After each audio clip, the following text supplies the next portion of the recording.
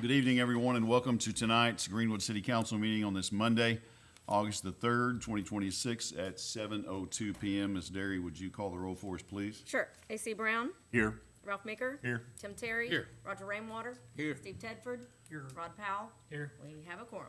Thank you very much. If everyone would please stand tonight, we'll begin our meeting with the Reverend Trent Hampton leading us in prayer from Calvary Temple, and followed by our Parks Director, Casey Craig, with our Pledge of Allegiance. Lord, we love you. Thank you for your goodness. Thank you for every good and perfect gift that comes from above, God. We thank you for the city of Greenwood. We thank you for concerned citizens and leaders who try to honor you and put you first in everything. Lord, that look to you for wisdom to every decision that's made. I ask that you would keep our law enforcement and first responders safe. God, we thank you for the sacrifices that they continually make on behalf of all of the citizens of this city. God, we thank you for the light that we've been, but God, I ask that you would let us continue to seek you, serve you, and put you first. God, that you would bind any division. Lord, we know that iron sharpens iron, that disagreement doesn't mean that we hate each other, but God, let it be used to fuel a city that's looking to you and growing closer to you and being a light. God, we give you praise in Jesus' name. Amen. Amen.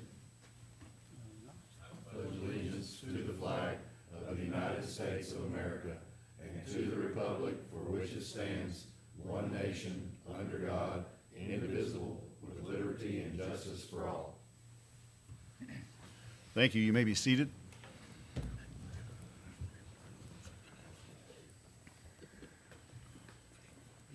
At this time, I would ask the council's consideration of approving the minutes for our July 6th regular city council meeting.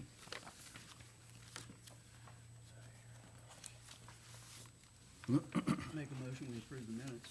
Second. I have a motion and a second. Mr. Brown. Yes. Mr. Meeker. Yes. Mr. Terry. Yes. Mr. Rainwater. Yes. Mr. Tedford. Here, yes. Mr. Powell. Yes. It's unanimous. Thank you. Recognitions and acknowledgements. I don't recognize everybody out in the audience. Well, I kind of do. I think I do. But we acknowledge that you're here. We appreciate you coming to the council meeting tonight. I do want to acknowledge Casey Craig, but more so Megan. She's not here. Casey is the Parks Director, as you all know. But they held back-to-school bash at Bell Park the other night. It was wonderfully done, well attended, could be more people there. I think that's going to happen the next time he does one. They did a great job with bounce arounds and a lot of things for the kids.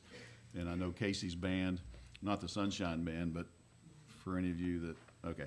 Anyway, Casey's band played, and I think there were some other folks that played and sang too. So it was a really cool evening up at Bell Park, and the weather was exceptionally good. So great time up there. And Mr. Peerbolt, Tim Peerbolt, gets kudos for sure. He was a big part of this, all this going on too. So thank you guys. Casey, pass that on if you will for doing that. Committee reports. I have one recognition and acknowledgement, please. Oh, yes, ma'am.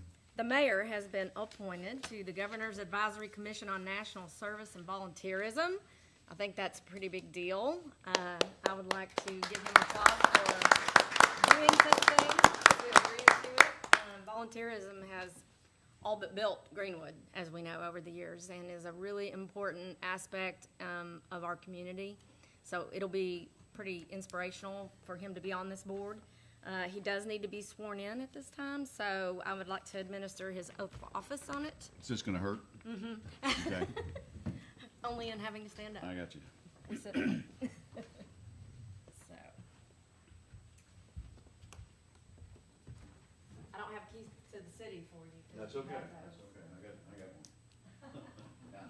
All right, if you would raise your right hand and repeat after me, please. I, Douglas Lee Kinslow, I, Douglas Lee Kinslow, do solemnly swear do solemnly swear that I will support the Constitution that I will support the Constitution of the United States of the United States and the Constitution of the State of Arkansas, and the Constitution of the State of Arkansas, and that I will faithfully discharge and I will faithfully discharge the duties of the duties of.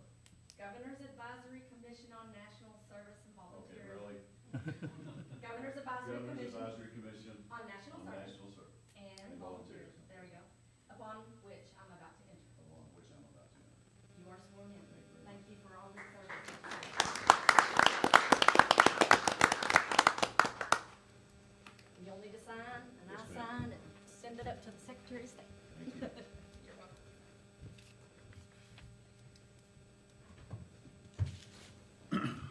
It is an honor to serve. It's actually a reappointment. I did the last term also on that. It was a pretty good thrill and big thing to get the call from the governor's office, say that we're going to put you back on.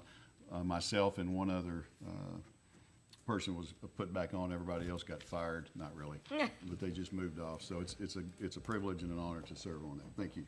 Yes, thank you.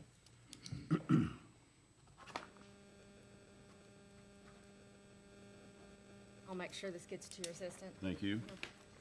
Okay, we are moving to, let's see, where am I? Committee reports. Committee reports, thank you. I think you've got several on your tablet, or if not all. I don't think everybody turned one in. But again, I say this every month, unfortunately, if there's one there that's you're missing and you don't know and you needed to know, as you should know, please let me know, or better yet, let Danielle know, and we'll track that down for you. So, moving on to citizen forum. Actually, we'll pause for a moment and let our city attorney give you an update on an item. Yes, so, I'm not sure how many months ago, 2-3 months ago, a lawsuit was filed in federal court against the mayor, myself, the police chief, our lieutenant, I believe, and a private citizen. And we were served officially on that lawsuit on Friday. The Municipal League Defense council team is going to represent us on that. There's really nothing further to report at this time other than we were served. I couldn't really make much out of the pleadings myself, but since I was a named party, I cannot represent the city, and so the Municipal League is going to be handling that. I just want to give you guys an update. It was Ricky Lee Franklin versus all of us and the private citizen. Okay, thank you very much. We will move on to citizen forum.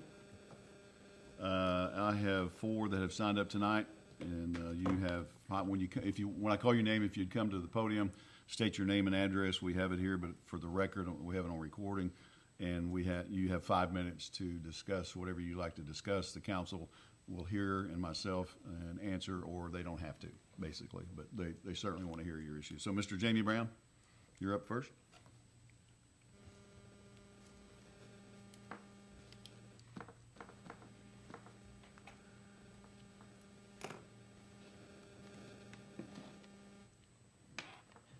Jamie Brown, I'm at 42B Town Square, and I've got some stuff. Can I pass this out to you guys? Sure.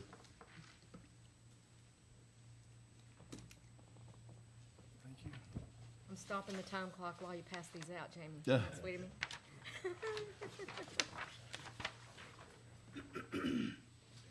Okay. Thank you. I think it's on the list.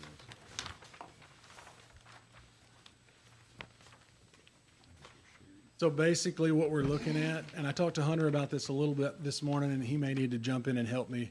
We've got lot 99 there in the subdivision. That is it, the Cove subdivision. And this is the one that butts up to Jack Nolan. And we're not able to build on it currently because of the floodplain stuff that was passed back in '23. Now the lot, it's got houses on every single side of it. And we should, I wouldn't see there being a problem there. It's not in the floodway, it's in the floodplain. When talking to Hunter this morning, he said that there were also a few other properties around town that was kind of adversely affecting, that maybe we needed to go back and take a look at that. He said it couldn't be done except through the city council because it was passed as an ordinance.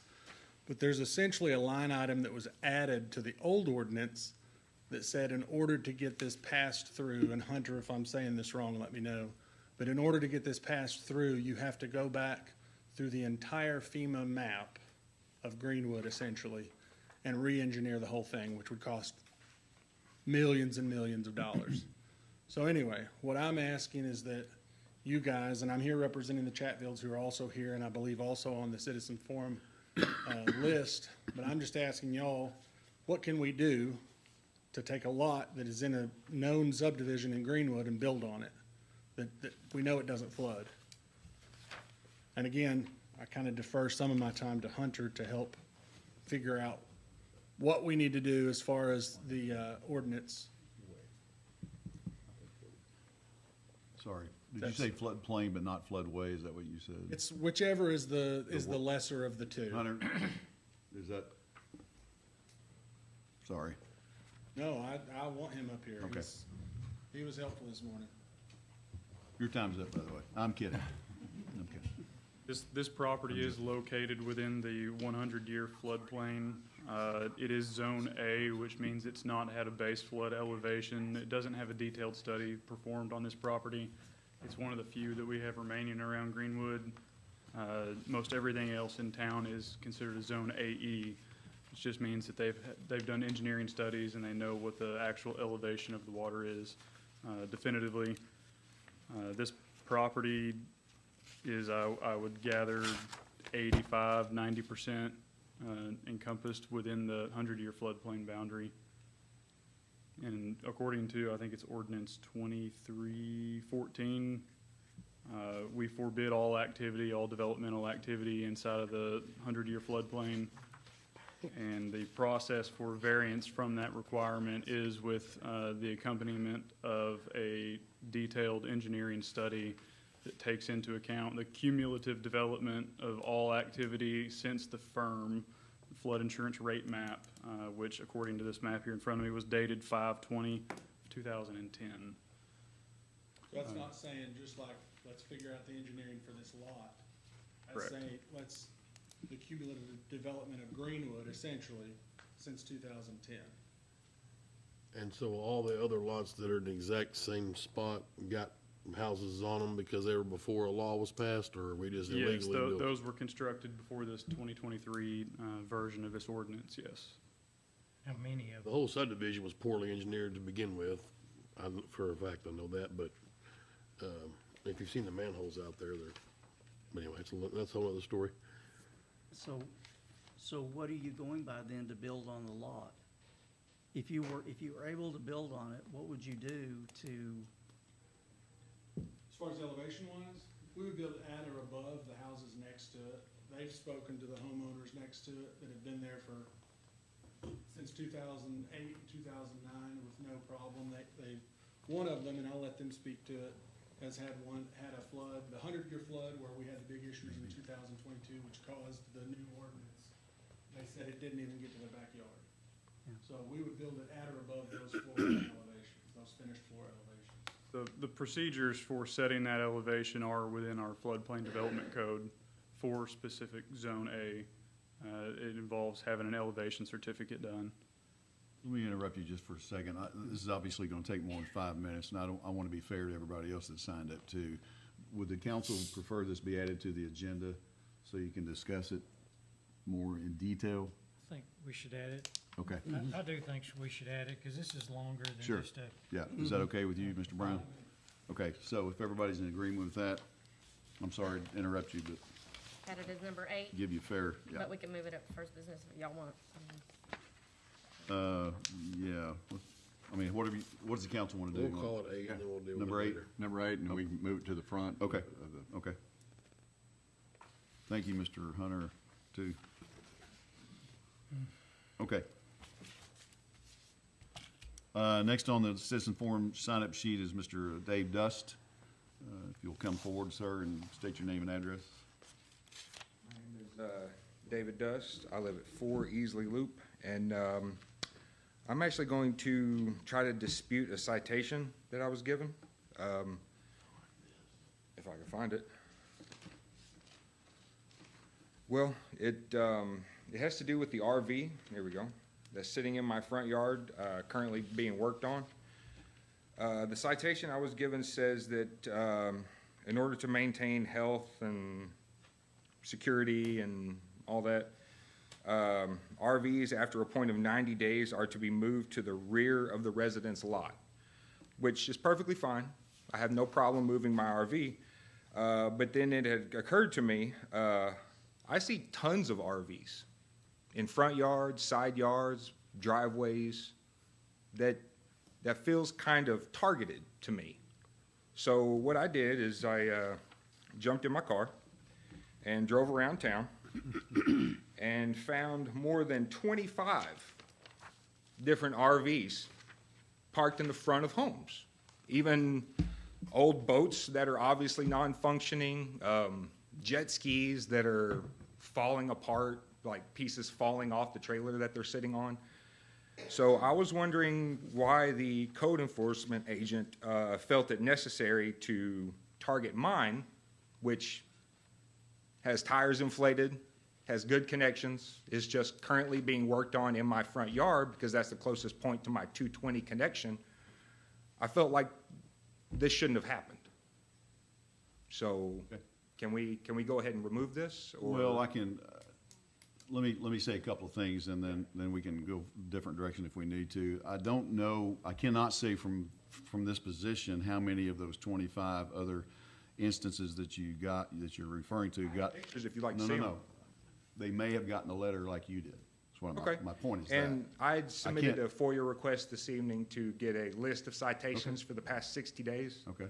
Just to make sure that I wasn't actually targeted for some reason. I can promise you, we have not targeted you. Well, I mean, I understand, maybe not you specifically, but Well, our code enforcement, it doesn't seem fair that all of a sudden I had gotten one when within 20 minutes of me making a couple of loops through neighborhoods, I found at least 25 other violations, similar if not in worse shape. right, and again, some of those, or all of those, could have received a letter as you have. Potentially. In the past, potentially. I don't have a way to prove that or disprove that right now, but we're not in the habit of targeting anyone. I understand.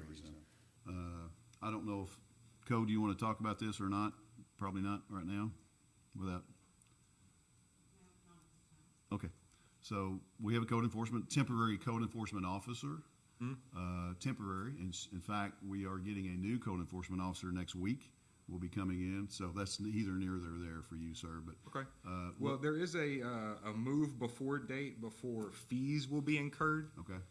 Can I go ahead and get that extended maybe 30 days, just so I can finish my repairs and get it to my backyard? If I have the power to do that, and I think I probably do as the mayor to allow that, I don't have a problem with that. If you're telling me that you're repairing it. Oh, yeah, okay. absolutely. I can show you before and I'm afters. fine with that if council's okay with me doing that. Anybody have a problem? Certainly, we can do that. Okay? September 3rd? Yes, sir. Okay. Work? Thank you very much. You're welcome. Thank you. Okay, next is Mr. Buddy Lloyd.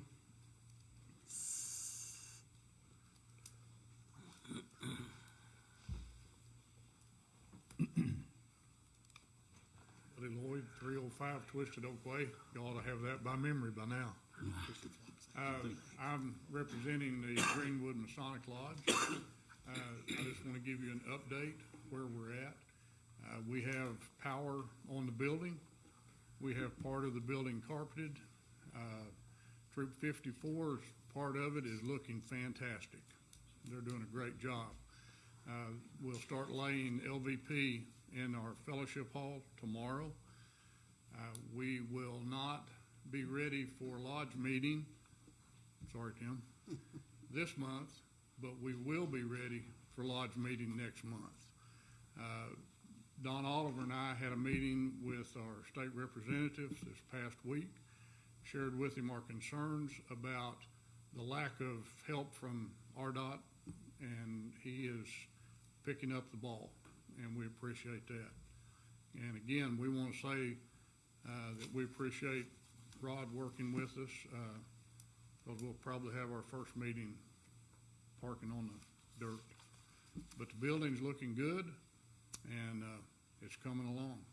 And thanks for y'all's help. And if you want to call and cheer on Lee, we appreciate you doing that. Thank you, sir. I got to take a little tour a couple of weeks ago with the chief. I think, yeah, it was chief, and it is a nice looking building inside, so something to be proud of for sure. Next is on the list is Mr. Jim Chatfield. Am I saying that right? Oh, okay. You're building the house? Okay. That's the last on our list, so thank you. We'll do that. Okay.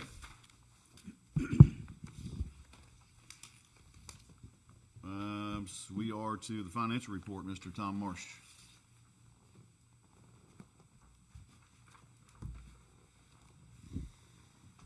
Okay, continuing on with an extension of what you heard already on Thursday for the State of the City speech. Financial update from June 30th. July carried forward pretty much the same positive numbers. I will share with you now a little bit, just go over quickly. There we go. The first is the fact that even though it shows the city sales and use tax same month over last month, 2025, over the same month, 2025, it was down 0.42%. We're still a cumulative growth of 5.26. That's the July number. The interesting thing was that we were right on par with where we were in the momentum swing in 2025 at the last part of the year. That's why that number is a little bit down. It did not have a lot to do with any rebates or audits. Those numbers were actually lower than they were in the previous year. That's purely what we've done standing alone for 2026. I will say, though, that 5.26% you'll see shortly is pretty much flipped from where we were last year in the negative. As far as the county sales tax, that's going pretty much well above what we anticipated. We had a gain of 1.56%. Most of that comes from the fact that there was some really good gains in some of the other cities and in Sebastian County that are distributed to us in a cumulative pool on a per capita basis. So our cumulative growth was 3.64% so far for the year. Remember, we budgeted 0 for both of those. As far as, A&P. As far as the A&P is concerned, the same month gross change, 26 over 25, was 19.9%. The 2% discount early payment affects that by 1.11%. That's a cash flow deal, as I was pointing out at the meeting on Thursday. We started allowing or informing them that they, based on how our ordinance is written and how the tax laws go, they can take a 2% early payment discount and retain that within that business if they pay before the 20th of the month the tax is due. The same month net change is 18.87%, and our cumulative growth is up from 9% last month to 11.12%. So those are very positive numbers from the A&P perspective. I will show you that the tax for the city, this is the trend that was going. We were seeing the 10 to the 7 to the 7, or 10 to the 8 to the 8 to the 6 to the 5, and we're pretty much exact reverse. 10, 7, 7, 6.27, and 5.26 is positive versus the negative 5.2. So that's almost a 10% swing right there between last year and this year. And that, giving you what that does from all the perspective of other cities. You notice Fort Smith only had a gain of 0.39%. We had a decrease of 0.42. Barling was up very high. Hackett, Hartford, those carried a little bit more of the ball. But for the county, the county is only up 0.82%. So we're pretty much all on level playing field as far as what the sales were for the, that was July's distribution, and that was May's actual collections. For what that equates to the city as far as over what we budgeted, this is additional revenues being brought into the city as a result of those gains. For the 2%, it's $122,000, and realizing that a quarter of that percent goes towards the traffic relief bond, which still is very positive. Remember, bond is based on no growth, and it was a set pattern from the day we actually incorporated the bond into the city. And any amount that's greater than where we were at that point, and right now we're up about on an average over the last, since the inception of the last 6 years, we're up about 6% on average growth.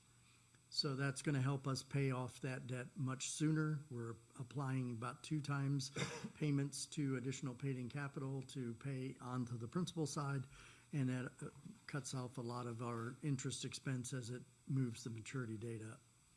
As far as the parks street and fire, they're the other 0.75%, and they're benefiting by about 15,002 so far. And the water sewer picks up that 1% permanent tax of 61,163 so far this year through July, which is all very positive. The rebate trend, as I told you, that's the second lowest since 2022. $2,300 was all the rebates that were affecting our distribution. You see down at the bottom, the total rebates are 74,000 so far for the first 7 months. Last year it was 132,000, and there was a 5.68% rebate to distribution percentage.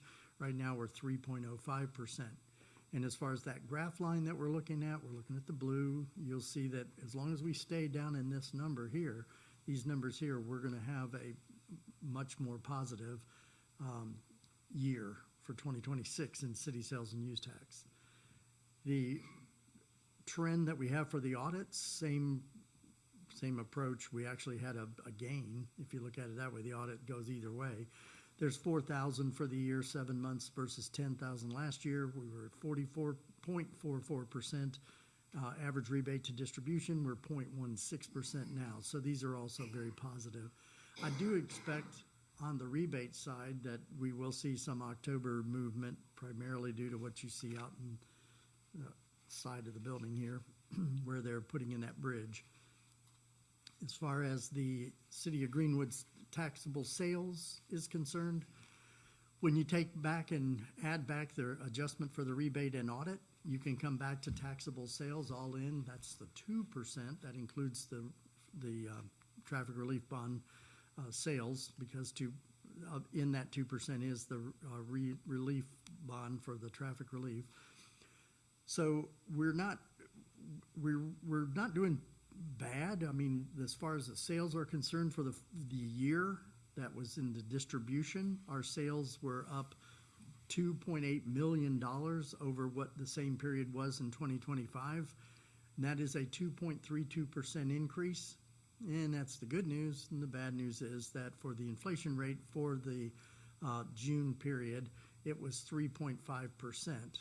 Now, the core inflation was 2.6. We're still right now a little bit below that 2.6 core, realizing again that the core does not include energy and food. Energy and food are very significant, so we really should be looking at the 3.5% for the City of Greenwood, or something closer to 3%. The fact that we are at 2.32% still suggests that it's more due to the amount of cost of items purchased, not the volume of purchases going up. Okay, and I want to go to, I'm wondering if I'm going backwards. Okay, there's the county. Go back. My finger's on a roll. Here we go. So as far as the county sales tax is concerned, we have a 3.64%. You see that it is kind of fluctuating between the 3 and the 4%. As long as we stay, I would project that we'll be somewhere in that 3% by the end of the year for the county side. And that funds the operations for a significant amount of departments under the general side, which also affects the unrestricted general funds as far as supporting them operationally. County sales tax is distributed based on the will of the council at these percentages for all the different departments: planning, planning, sidewalk, police, animal control, parks, recreation, and fire. And you'll see the dollar amounts that we are above. It's right now we are realizing for 7 months $54,702 above our budget. Thank you. And that equates by number the amounts that you see here for each of those departments. That is a gain to them so far. Combined, we're up 4.57%, all taxes combined, with the exception of the traffic relief bond distribution. Primarily, I don't include that here because that doesn't even come to the city. That distribution goes directly to the bond management company. As far as the amount, 3.91 to 4.57, it's very positive. And I wanted to get to you on the July's distributions from the sector perspective. The numbers I didn't share this with you on Thursday night, but the numbers were there on the actual presentation. These little numbers that you may or may not be able to read are these four categories or four sectors: manufacturing, wholesale, retail, and food.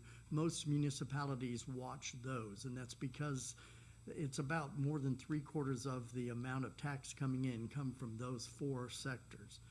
So when you look at Fort Smith, that's what these numbers are. Fort Smith's manufacturing accounts for 4% of their total tax.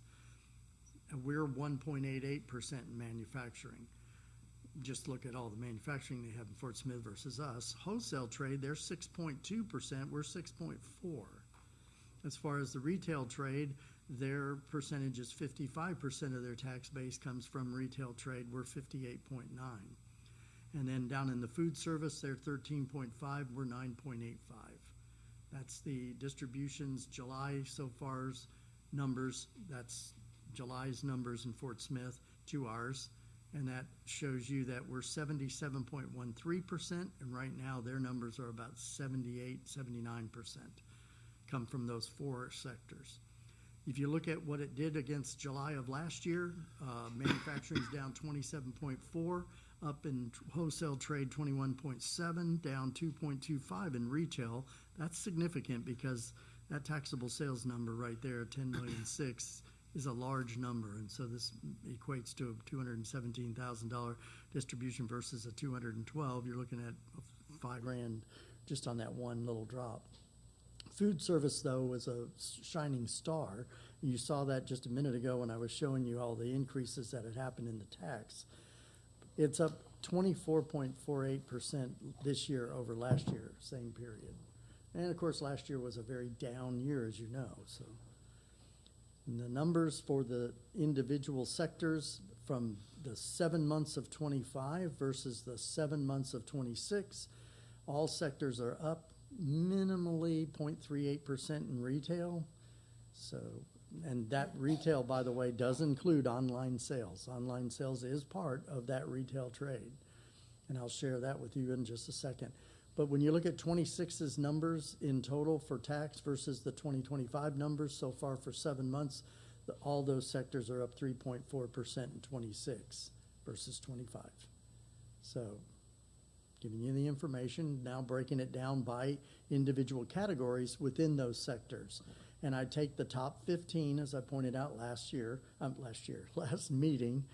The top 15 is pretty much how the city goes as far as the tax is concerned. And you see we did have a pickup here from last month's June to July, so it does help a little bit offset some of that negative trend that you see here.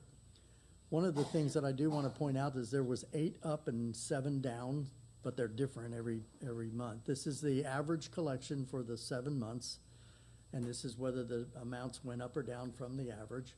And you can see what the taxable sales volumes are. Now, this line item here, 4541, that's your retail, but it's also your online sales.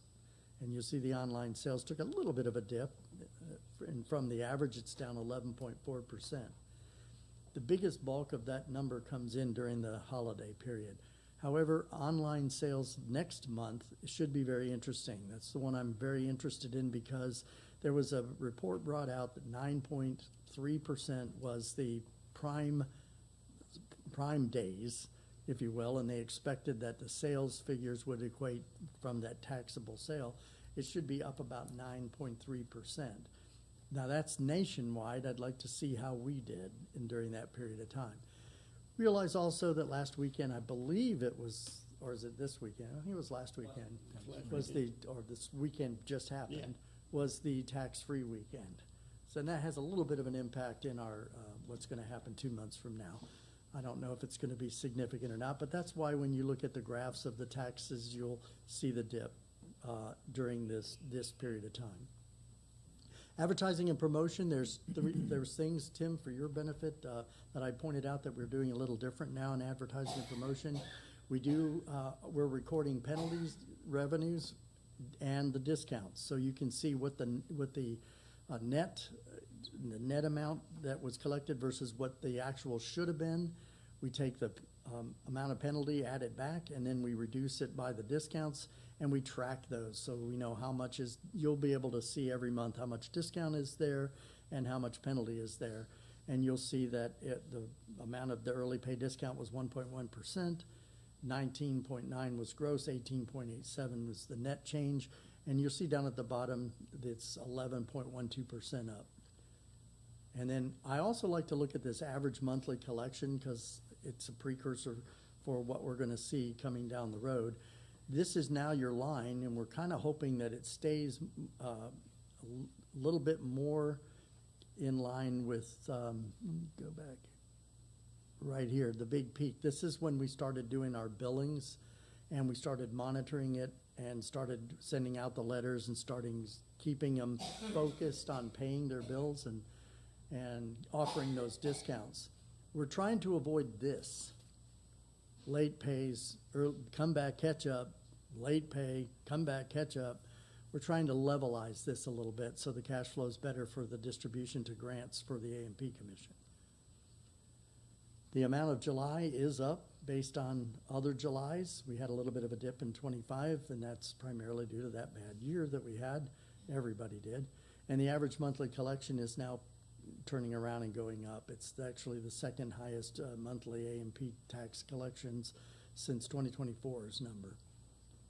And then the last thing I wanted to show out in the A&P was that in 2025, the average year-over-year sales growth dipped by 2.65%. All taxes were down last year, we know.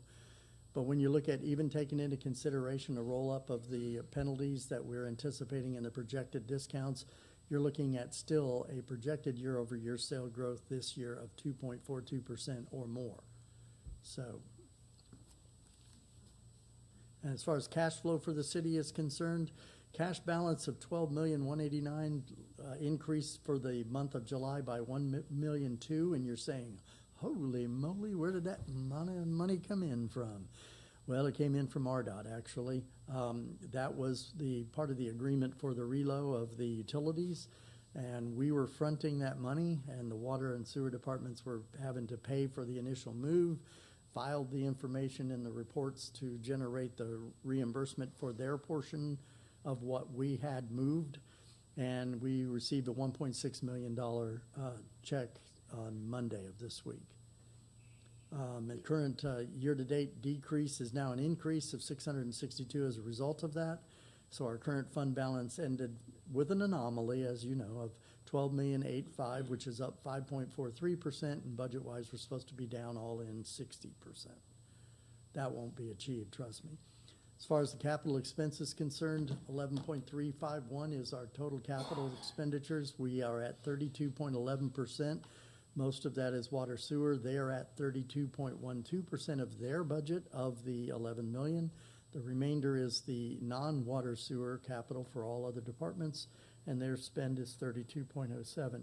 And this time, that's pretty close to where they were last year at this time for water sewer, and it's a larger number than we've had in previous years for all-in department.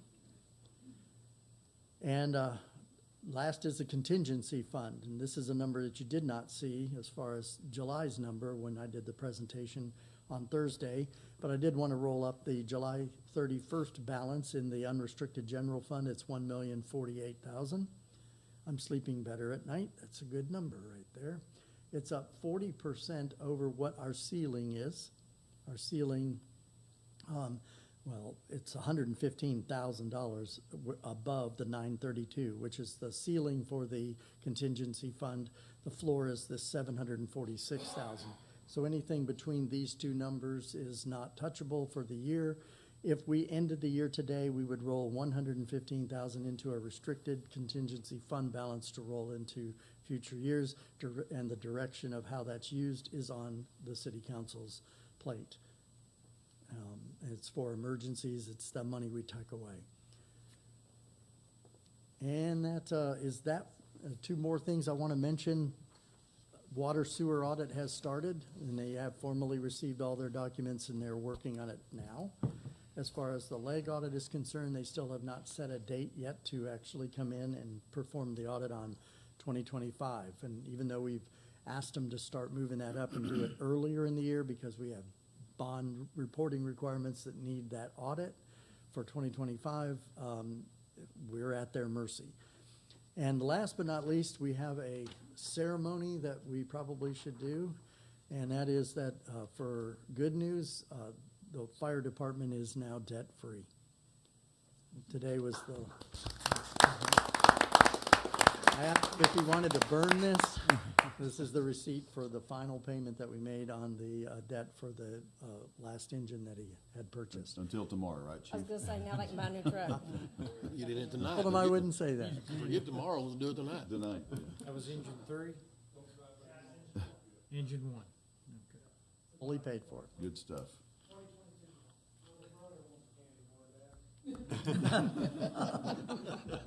I like that. That's good. That's good. Thank you, sir. Question, Tom. Yes, sir. Do you, I don't know, you keep mentioning how the numbers we see are 2 months kind of behind from collections. Is that usually true? Yes, So do except you- for A and P. Right.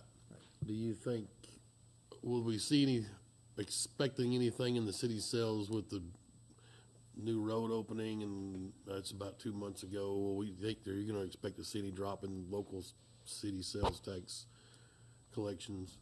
Well, we're not necessarily seeing that. I mean, the city sales and use tax is holding its own right now. Actually, it's flopped, it's up even, if it went to zero, I would have been happy, but the fact that Right. we're 5% up is good. Now, whether you can attribute that to what, I don't know what makes that happen. I mean, I know a certain entity opened up on the curve, and there's both city sales and use tax up from that and A&P.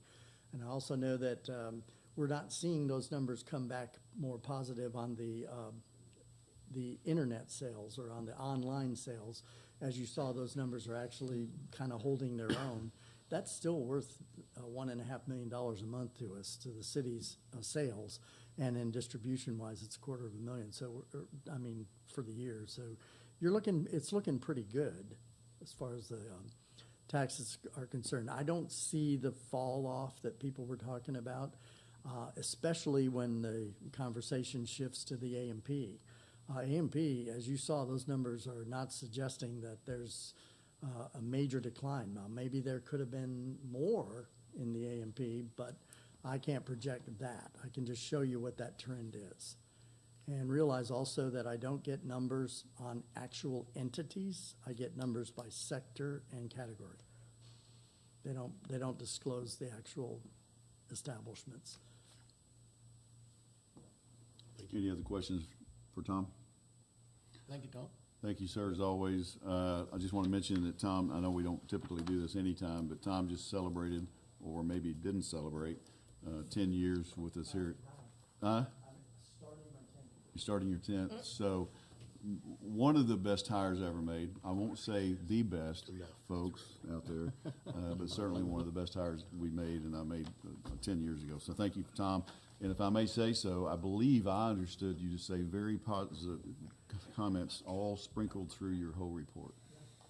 Awesome. So thank you. Yeah.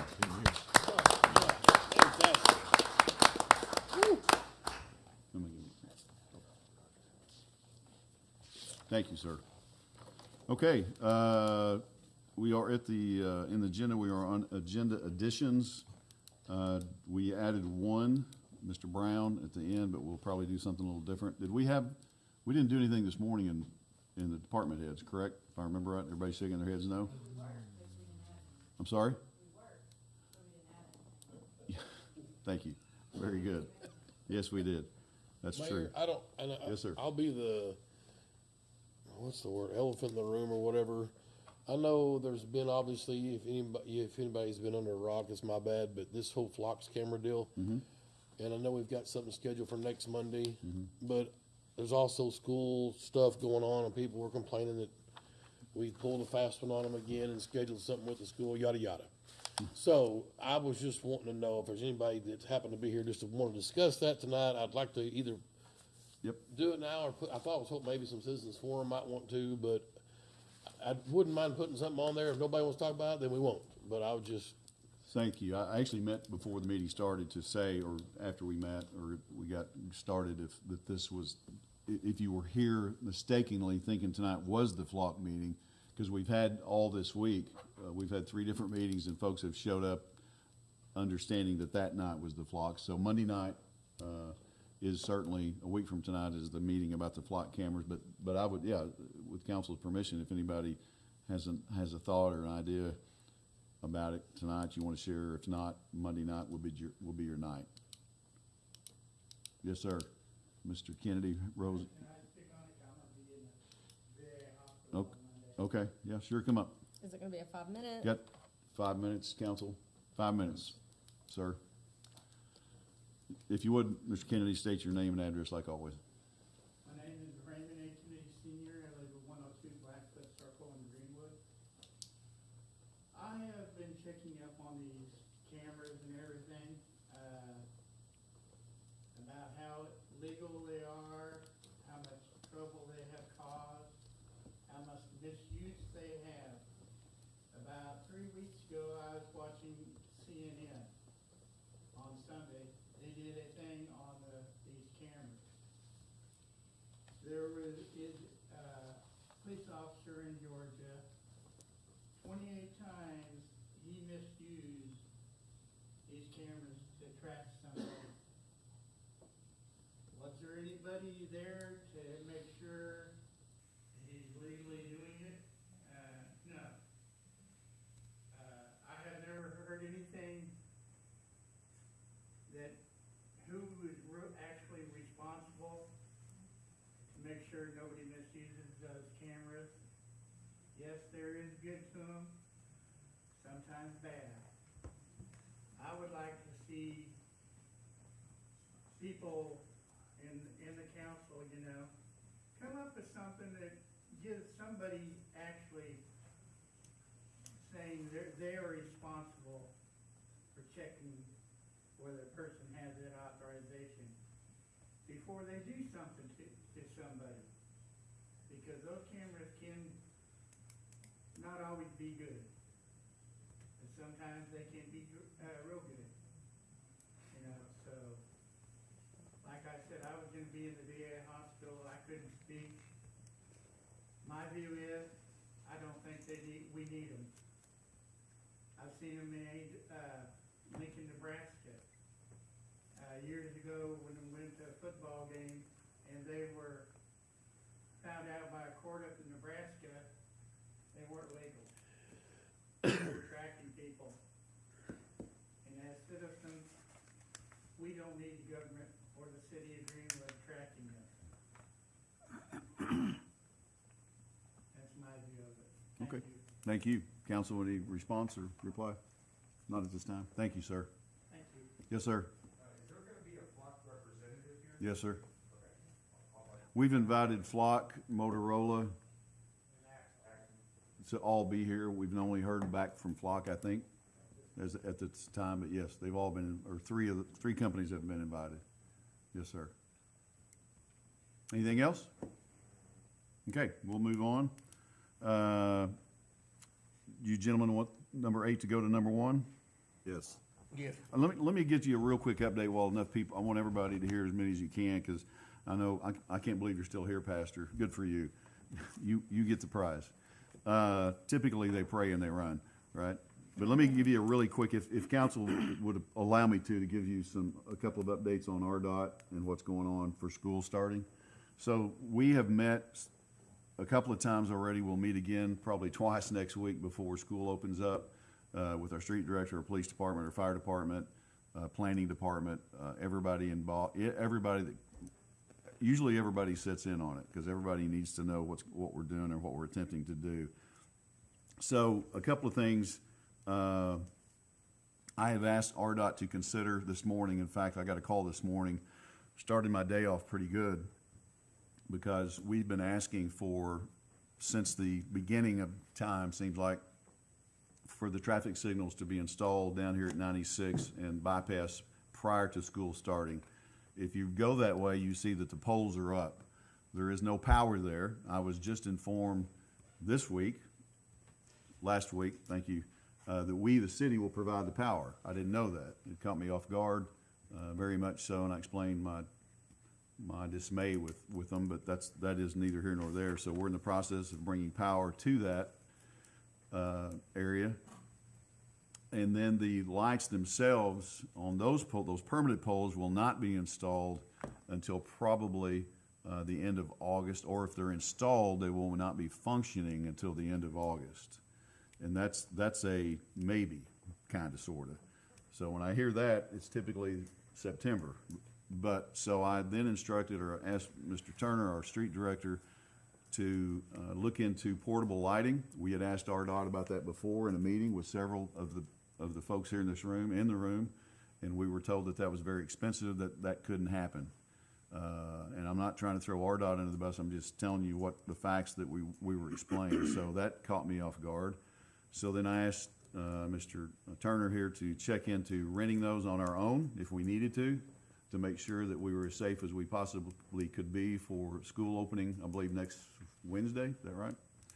So we did. We checked it with our vendor. It's time striping. We got a price from them. And this morning, I got a call from RDOT, interesting timing, that very nicely and politely informed me that RDOT, was going to provide those lights, those signals that we had asked for, and we were told no before. But those are going to be here Wednesday by the same provider that we were asking, time striping. So there will be portable lights down here at 96 and the bypass. It won't be perfect, but it'll be better than what you've got now, and it'll help with flow. I also asked permission, kind of was going to do it maybe anyway, but I asked if they would consider removing barrels and or cones, if you will, on each end of the bypass to allow a longer right-hand turn lane or merge or off of the bypass going this direction and onto Center Street, Main Street connection, not Center Street, well, Main Street connection going west. And they are going to do that, and we're going to move some barrels and cones, so you'll have a longer turn lane on either side to relieve some of that. There's been a couple of questions proposed. Why do we not have all 5 lanes open? It's pretty simple. You can't open 5 lanes and merge into 2 on each end. That doesn't make any sense, and it won't make sense until they widen all the way to 71. So it would be a horrible mess. But we can open turn lanes up. So that's another thing that we're doing. We're doing every little thing we can to help with school traffic. And then if you've noticed today, Jeff's guys were over here this morning. Mr. Turner's guys were over here this morning at the courthouse. We've removed a big chunk, if you will, of concrete on the corner. We've removed a decorative light, and we are preparing to open that up. We've also closed off courthouse parking on, I'm horrible, you guys know this. Sorry?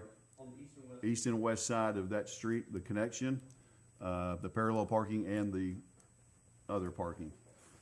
So we're going to add, hopefully, what would really be nice if it turns out, I don't know that there's enough width there, we would like a left-hand turn lane to turn there at the Walters building, straight lane to go up to Main Street, and a right-hand turn lane to come this direction. At the very least, we will have a left turn lane and a straight and right that is the same lane. So if we can't get 3, we'll have 2, and that will relieve some of that backed up traffic on the Main Street connection. Am I missing something else that we're planning? Obviously, police, it's always asked of us every time there's a traffic issue, if we can have the police there directing traffic. That is not a real fix, if you will. I'm not going to try to explain it. If you want to know more, you can ask the chief about that. That's not, one thing, we don't have the personnel to do that every day. And if they're there directing traffic and they get a call, they're going to have to go to the call. So that's not a real good remedy, if you will. But we are working diligently and have been for several months on doing everything we can to make school opening safe as we can. The biggest thing that I will ask of residents, and we'll do this on Facebook and everywhere else, is that as every year, that we're patient and we're careful around the school traffic, and just, again, patience is better than anything. I had a young lady in my office a couple of weeks ago, I guess, or last week, who was very inquisitive, and it was a really good meeting. and her concern was new drivers, teenage drivers, that maybe not know how to drive in this situation. So I think the chief and I have talked a little bit, and I'm even going to go to the school if I can with their permission and try to explain a little bit. And hopefully the chief can go with me and whoever wants to give some advice to these young folks that are going to be driving. So along with that, bridge completion open right here, and then the road completion, as you all saw, you see the sign every day. It's not scheduled to open until June 26th, which is a year away. 27, I'm sorry. I wish it was June 26th. We'd already be on it. It's July 27. I think in my heart that it's going to be sooner than that. They're working diligently on this bridge. We feel the pounding, as you probably do all over town, but they're really working hard, and without any, hopefully without any weather delays, that'll be sooner than later. And when that gets open, things will not be perfect, but they'll be wonderfully better than they are now. We now have a job number on the turn lane that I asked for over a year ago, I think, Hunter, maybe. We now have a job number on the turn lane on what is still 10, just past the bypass to Mount Harmony, a turn lane onto Mount Harmony. We now have, I have a document on my desk. They're not getting any big hurry, but that's scheduled to begin in 2029, unfortunately, which is another just a little piece of something that would make this work better. I'm going to encourage every day with RDOT. They know when I'm calling, and they know that why I'm calling typically. And in fact, the director of RDOT will be here next week. We're hosting an MPO meeting, and Mr. Wiley, the director Wiley, will be here to speak.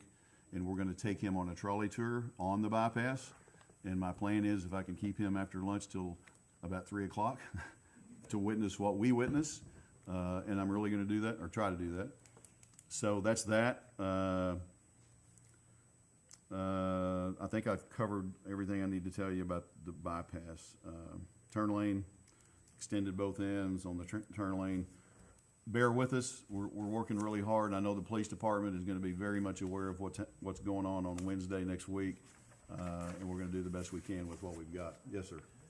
Okay, I know you're not a traffic engineer or probably whatever.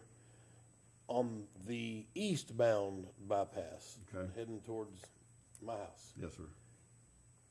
we're not planning on making 4 lanes on 96, are we? Northbound towards Levaca? No. We're not planning on making 4 lanes east. On 96? Yeah, No, not to my knowledge. they're not planning on 4 laning east towards Boonville, are we? Correct, that's not. So this lane here could be open right now as a right turn only lane, On the bypass. It is now. all the way? It is not all the way. That's what I was referring to a while ago. I've asked if we can come back and remove, it won't be the whole way. Well, it should be. Well, I think they may, I'm not I that mean, guy. there's not, you know what I'm saying? I There's no do. reason because, I do. especially when we put that stupid stoplight up here too early at this intersection, this stoplight at Mount Harmony is gonna back up this traffic all the way back, all the way here to Coker Right, for people trying to take their kids to school because they won't put them on the school bus. completely understand. But anyway, I just feel like You the can. eastbound stuff should be open right now. And maybe it will be, but I've asked for it to be as much as we can get. Right. So the answer has only been, yes, Mayor, we will. So it could be the whole thing. Well, you might explain to them that this is never gonna have to go down to 2, you know, it's going down the 2-lane. Right. This is what we're getting. Yeah. So Well, I was more referring to the other end. I agree with you. I'm just saying, because this is gonna be chaos when school starts. Oh, we're well aware. That's right. And so, I just think that this should be all, I mean, you could make it a right turn lane from as soon as you get on it at Coker, because there's no place to go left anywhere, obviously. Right. Or right, for that matter, but, I don't know if we've had any big vehicle wrecks at that intersection out there. I know there was a truck high-centered once. Yeah, Yeah. more on the other end. Yeah, I didn't know what I didn't know what the flow problem was, why we had to have a traffic signal so soon, but, you know, 3-way, but that's fine. Well, that's been designed from day one with the traffic signal. Well, whenever we're going 4-way. Right, yeah. right. Anyway, nobody likes the stop signs. If you read. Except for me. Except for you. Yeah, I know what you're And there will be a lot of people not like the If they traffic. were all set up properly, like where you could come out of Mount Harmony or come from Boonville and go through that green light of Mount Harmony, and then it'd be a nice flow into this green light, but it's not gonna be. You're gonna stop here and you're gonna go and say, ooh, we got through, and then you're gonna come up here, oh, I gotta stop again. Cause there's one car coming out of here and it's gonna sit there for about 30 seconds. We actually, it's not, I don't mean to interrupt you. Feel free. You're correct. And nobody please throw me under a bus literally, but there was actually a discussion about a roundabout there one time. Which has been better than a So, stoplight. but RDOT quickly went, no. Right. Yes, sir. I was wondering, is there money in the street department for the permanent power to the street lights and also for the temporary Well, street lighting? we're trying to get a price and see where we are on it. I'm hoping that there is. I was shocked when I was told that we had to provide power to that, and the gentleman on the phone said, yeah, municipalities and counties are kind of they're caught off guard with that. And I said, yes, sir, I am very much so. Because we found out last week? 2 weeks? That's when I found out, and here we are. We haven't provided power for all the other ones, I guess. We have, so 71 and 10, right? I was told that that was the same situation. 71 in West Center. I mean center, not 10s, yeah. The 71 West Center, we did not have. It was already there. They kept that light for a year. That's right, And that's then right. turned it over to us. Yeah. They gave us this light The difference is this 2 is years ours. ago Yeah, before it's even there. So we can turn them all off out there then. Well, It's- I mean, Since they're it's ours. ours. Yeah, they're ours, we can turn them off. But, the utility itself, I think will be okay in our, the everyday bill that we get. I don't have a construction estimate at all yet, and the power there, It- it's Arkansas Valley, so we're not gonna have to go very far to get power. yet the cabinet, That's the good part. sorry, No, the cabinet is gonna be placed is what the gentleman told me on the phone, there at the corner of Keith Glass, what used to be Keith Glass. So there's power already there. I think we're looking at running across the parking lot, I think. So. Cause that'll all be But wiped out. back to your by the original road. question, I would very much be interesting to when they get here, and this will be a question and Mr. Director Wiley will look at me as he's done several times over the years and say, I'm also not, well, he is an engineer. He won't say that. He'll say, we'll talk to the engineer, see what we come up with. But that, I see what you're saying. That makes sense to get that open all the way. I mean, you Turn talk it. about Yeah. going down from 5 to 2, well, this is, we're seeing what you're getting over Yeah, here. exactly. Yes, yes. Yes, sir. Are you through? When's that meeting with this guy? I forget the flocks junk, I wanna be at that one. Are we in council forum? No, I just went off script. What the Sorry. heck is going on? Well, I went off script. So, what'd you ask me? When's that meeting? When is that, Danielle? 13th. Thank you. It's an MPO meeting, Metropolitan Planning Organization, but it's open to the public. Yes, sir. So Mount Harmony. I wanted to turning lane? discuss this in front of some citizens. Mount Harmony turning lane? Yes, sir. So it's early on, we got a sidewalk in it, or trail, Yes, Yes. okay. yes. And it's early enough in it, are we communicating with the Water and Sewer Commission so Yes. they don't wake up in 29 and say, oh, we gotta move everything? That, we have, they may still say that, but we have. Okay, just Yes, sir. following. Is it a sidewalk or trail? That's to be a sidewalk on that side, because we'll come off of a 5 foot on that side already. So if you'll notice on beyond, out there by, Coker, thank you, Pink Bud. Right now, you see they're pouring a 10 foot on the north side and 5 foot on the south side. And that 10 foot will go all the way to 71 as planned, and the 5 foot will go all the way to 71 on the other side, so. Are we fixing to have some sort of airplane landing in there, or what's Yes, going on? helicopters. No, that was in the plans originally to have 10 foot, it's representing a 10 foot walking trail, but it's multi-use, but it's concrete all the way. That was in the bid or the plans from day one. So in the Mount Harmony turning lane, we're early enough in it. Now that may be a good time to deal with the pedestrian traffic where you have a button where you got a crosswalk. Yeah. RDOT obviously is in the middle of all this. Casey, we talked today about the Parks Department being involved in it because the idea is to get walkability to the lake. Right. So, Absolutely. yeah. And the school, obviously, Absolutely. both schools. And safe as possible. Yeah, yeah. Yeah, we don't want to put So- anybody in harm's way. So when we're widening that now kids are gonna have to try to cross 3 lanes of traffic if we could go ahead and have some sort of deal planned into it. I don't know if they'd pay for it, but if we could plan it in our. We ask for everything that we can possibly get, Good job. all the time. Now, what's he talking about adding for crossing for 3 lanes? If you're go ahead. Well, if you're gonna make a turning lane for Mount Harmony. to Well, get- the crosswalk's on the other side. You still gotta get people out of Kings Mountain Ranch. The crosswalk is on the east side of that intersection, so they cross there and stay on the east side of Mount Harmony for coming out. If you're walking from there and going to the school or going down 10 towards the workout areas and all that, Okay, they wouldn't really have to cross that new turn lane Not necessarily. okay. unless you want to have something to come back towards town. Yeah, with further development, you always Yeah. like to think ahead. And There's see- tons of people that cross there right now. I see it every single day. Right. Yep. Well, I picture kids coming out of Kings Mountain trying to head up to East Hills Well, like I said, it's all on the east side, so they wouldn't even see that third Okay. lane. Yeah, and the lake. yep, same thing. Okay, I'm sorry I got out of turn, but I just wanted to get some people informed tonight before we got too far. Anything else or questions for me regarding any of that? Okay, not, we'll move to Mr. Brown. You're gonna go to the top of the list. Absolutely, that's fine. And only you are limited to 5 minutes, nobody else. No, it's not I 5 minutes know. anymore, is it? Okay. That's my joke. Okay. That's my I joke. was making sure. Yeah, if you don't mind.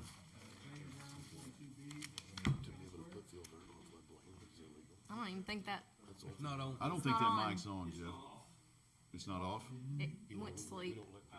Oh, sorry. You just push that button. I guess. You do that one more time, gentlemen. Jamie Brown, 42B, Town Square. Jim Chatfield, 3505 Fairhaven Cove. So y'all kind of know what we're talking about. So let's see if we can cut to the chase. Yep. So there's an ordinance or a law out there talking about fill dirt in a floodplain. That's what you're wanting to do, is be able to get a variance or something for that, Yes. to be able to build a house. Yes, and there are currently, there is a way to get the variance.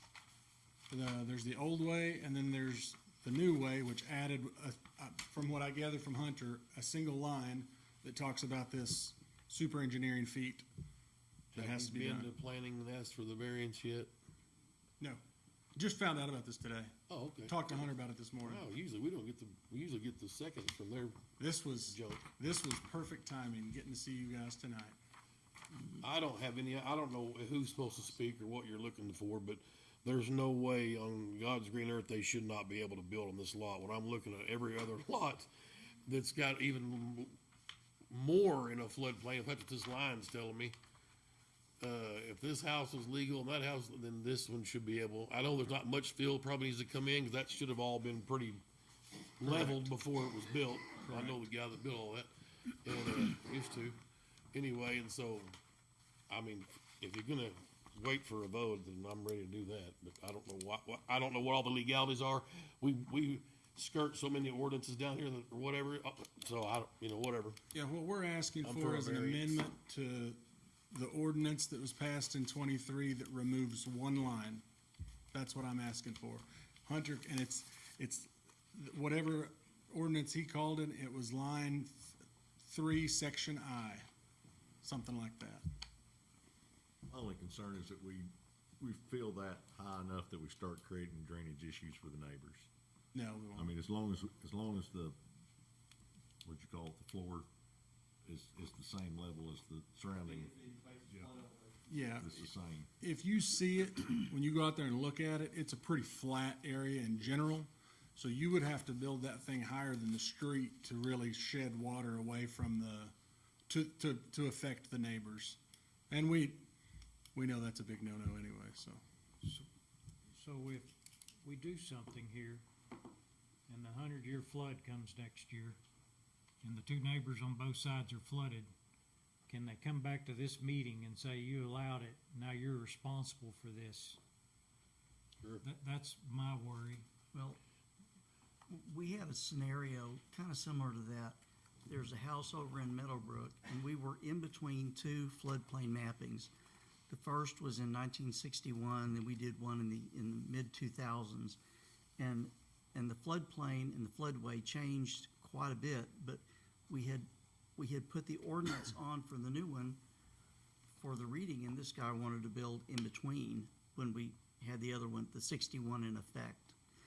And so we wrote a letter, and I don't know if this is the proper approach, but he acknowledged that he was building in what would be the floodplain, the floodway, when the ordinance was passed, and the city would not be held responsible, and I don't remember the wording of it, but just something to protect the city, saying that we had no real way of knowing what that is, and you take those risks yourself.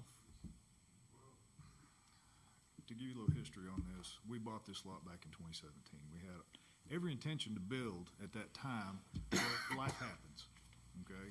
So we come back, and I didn't know anything about this until today. So I took an extra blood pressure pill and then came up here. And I talked to the neighbor that would be lot 98, and I asked him about flood and bugs and everything else you think about out there. And he said, yeah, during that 100-year rain, he said, if you look on the picture, the above picture, you can actually see where his back fence goes. He said, after all that rain, that's as far as the water came to.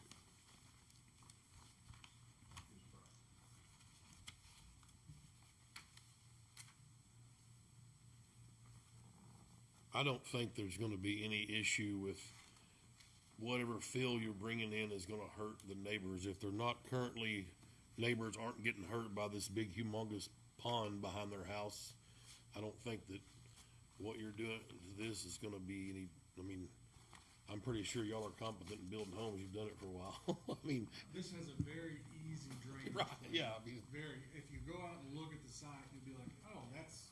The lot is already sloped it towards slopes- the lake. It slopes to the lake, that's And simple. I've already spoken to Jamie, and we're going to build up to be even with the other houses and keep sloping it down so that everything just runs that way. well, I can't, there's a lot of stuff that I do that I question, but I can't possibly see why we wouldn't let this go through. I mean, like I said, when there's houses, 10 lots to the right and 10 to the left, they're all full. I don't know what, Well, there's even a swimming pool that's under it, and it didn't flood during, yeah. during the 100 years, so. Well, I don't know if we really want to do a elimination on the ordinance. I think, and that would be wouldn't that be the planning, just to say grant a variance and then we approve the variance? What is, the ordinance 2314, Hunter, could I talk to you? Are there procedures laid out in 2314? Yes.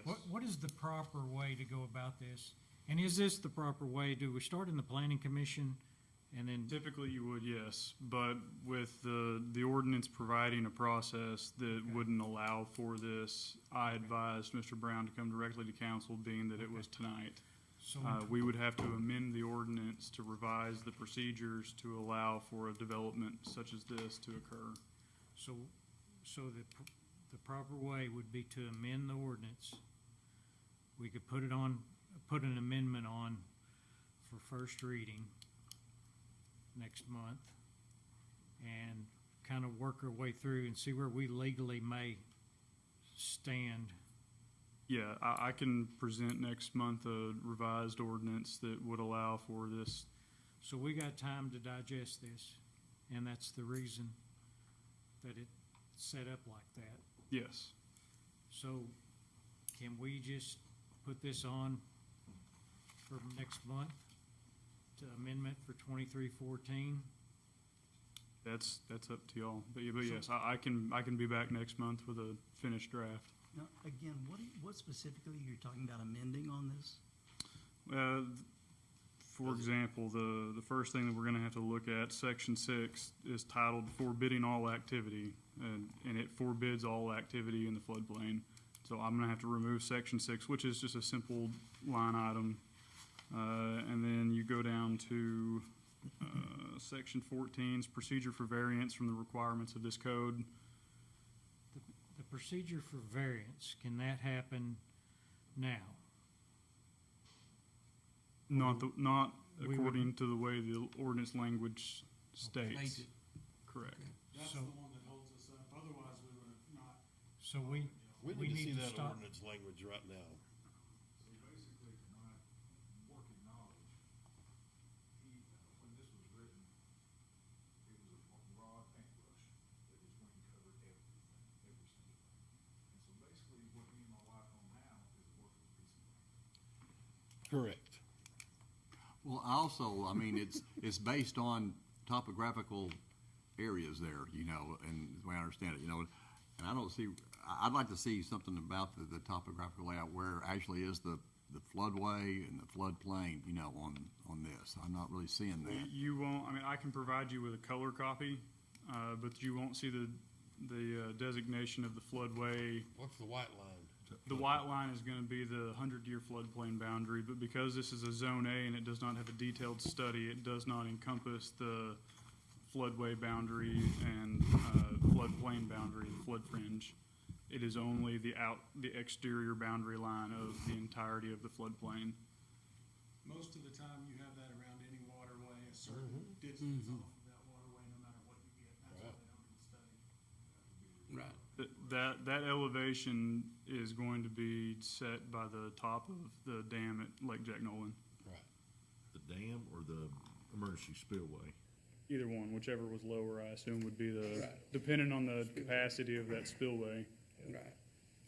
So who develops the floodplain? FEMA. And who develops it for FEMA? That's gonna be based on their engineering studies. There is a new study out called Base Level Engineering where they use LiDAR data. It's more accurate than what we have now, but it's not the officially recognized map for Greenwood. And it actually shows the 100-year floodplain boundary line going to the northern side of the street. It shows it greater than this map does, but we don't regulate off of that map. So my interest here would be not to put the city of Greenwood in a position that we get sued. But and as long as we can cover that basis, I would like to help this man out. And that was a similar conversation that I had with Mr. Brown in my office this morning. There are a few properties around town that were inadvertently covered by the broad paintbrush effect that I think we owe the ability to develop. I just feel like if we were to get sued and this comes up in that lawsuit, which these conversations have, and I've been here for a long time, and we're sitting here saying an engineering study doesn't mean anything, and they say, well, they were a lot smarter than y'all. And yes, that's true. They're definitely a lot smarter than us up here. So it's always put us in a bad spot, and it's cost the citizens of Greenwood money, a lot of money. So as long as we can do it in a way that doesn't put the city of Greenwood in legally to where we're culpable in a mess and get sued, then I'm for helping them. But I would say put this on for next month's meeting, and let's start digesting it and seeing how we can be safe about this. And changing some of those things in the ordinances. Now, you can look at the fact that when he purchased the land, there was a different floodplain mapping back then. So, No, this map is older than when he purchased the land. so he purchased it in 2017. And the map is 2010. The ordinance is Okay. 2014. He purchased it before that, Yeah. but. But the map, But what I'm saying is, there was he purchased his property in 2017. The 23 remapping is indicating, We didn't remap in 23, we just readopted the floodplain okay. development regulations. okay. Well, at any rate, I think the way to approach it would be just that you've owned the property, you intend to build on it. We have to go by what we know in the maps. And if you're willing to accept that responsibility, and, that clears the city, because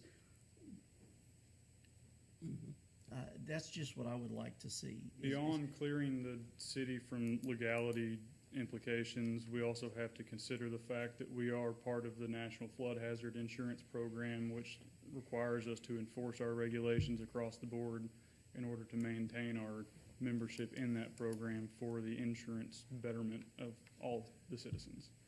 I'd like to hear from the city attorney, so that gives you everything. So this flood, this floodplain map, where'd it come from? You said FEMA? FEMA? FEMA has the nationally recognized flood hazard layer And so view. then the state delegates us the responsibility and authority to regulate this? Yes. Okay. Was this ordinance based off of guidance from state or federal level? The base ordinance is a model ordinance provided by the state, and then the changes that were made in '23 were out of the planning office after the 2022 flooding. Which none of these houses flooded. Is this in the proposed, or is this in the FEMA regulatory floodway? It's in Zone A. There is no floodway identified within Zone A. There you go. So we do have the authority to provide variance without exposing ourselves to liability. Correct. We still have to adhere to the guidelines set by FEMA and the National Flood Hazard. Well, if you go down that Insurance Program. street, it looks like there would be an extraordinary hardship on these people because there's a house on a lot it's already on been either built. side of them at the same elevation, correct? Yes. Okay. Whenever they present for building permit, they'll have to provide an elevation certificate where they will have an engineer. I'd say typically it's been Ron Brixey. He's the one locally that provides this information most often. And he will use base level engineering data to provide an elevation for this property. He'll come out and set a pin, an elevation pin on the property, and that's where the first floor level has to be. Well, an engineer approved this original plat with the same lake that was there. There's been no upgrades or downgrades to that whole area since then, except for all these houses were built. I mean, so it's, everything was kosher and out of a floodplain back then. So we're basically dealing with a difference of opinion from one engineer to the next. Is that? No, we're a federal map is just extended boundaries of some water. is You what we're dealing can, with.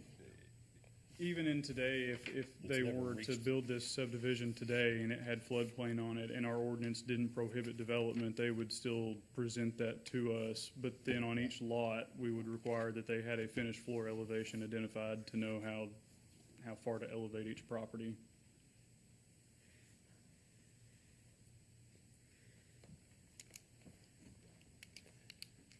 Are y'all ready to build?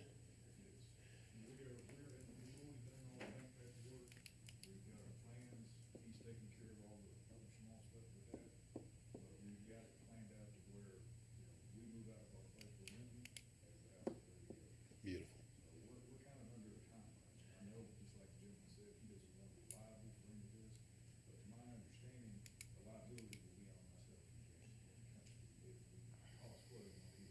Well, when they built the house on lot 98, they weren't worried about being liable for the lot on 97. And 97 wasn't worried about the lot on 96. And this is gonna be built just like that, with a lot that was on 100 and 101. I mean, there's not gonna be any flooding difference when y'all's house shows up there. I mean, I mean, it's not like it's on the side of a big hill like these other subdivisions that have caused chaos. Right. Well, we'll have an inspector go out and be checking that as a build like he does every other new build around here, so, I mean. Will y'all have to qualify for flood insurance, you know?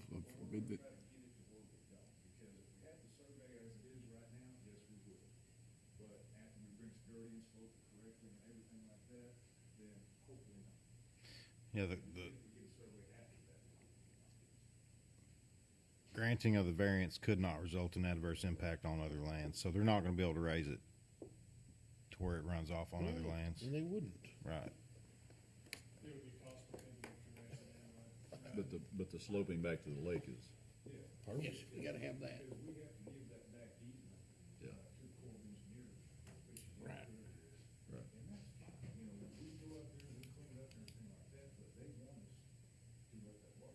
Sure.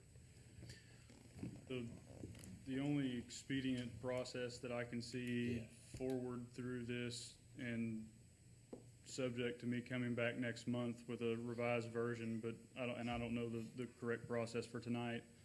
But if council is so inclined, the ordinance that 2314 repealed and replaced was a good ordinance, and the only thing that was added was what's under discussion tonight. So if you were so inclined to repeal and replace 2314 with what it predated, I think was 2111, that, and make it the emergency clause, that would allow them to proceed with their construction, and then I can come back next month with another new ordinance. Are you the floodplain administrator? Yes. So really, all they need to do is petition you. You take it to the planning commission, which would be the Board of Adjustment, correct? And it looks to me like they're gonna be able to meet all these elements. And if it's not in a FEMA regulatory floodway, then we can issue a variance. Not under the current ordinance, the old ordinance. Well, this ordinance says variances shall not be issued for any proposed activity in the FEMA regulatory floodway. So if it's not in the FEMA regulatory floodway, then we should be able to issue variance under our current ordinance, correct? This No. is just flood, well, this is just, No. Maybe you're not looking at the current ordinance. This is 2314, is it not? You would be looking at CAI. Hey, Jamie, the property has been surveyed, right? And the boundary lines What have been section? identified? Not yet. I mean, they haven't actually been marked, Yes. but, I mean, not yet. We do that when we go to build. So I would encourage you to go ahead and have it surveyed, identify where the game and fish property line is, establish a silt fence before you start filling in. That's been an issue a couple different times, and it didn't go well. So you're asking for CA1 to go away? That's pretty much what was added. I usually do that at the same time as we start construction, and two reasons. One, I have them come out, I have a surveyor come out and actually set the corners of the house. Well, they can also show, if you look at B, they can show a good and sufficient cause. I'll have them set those corners and get all that before we do any fill.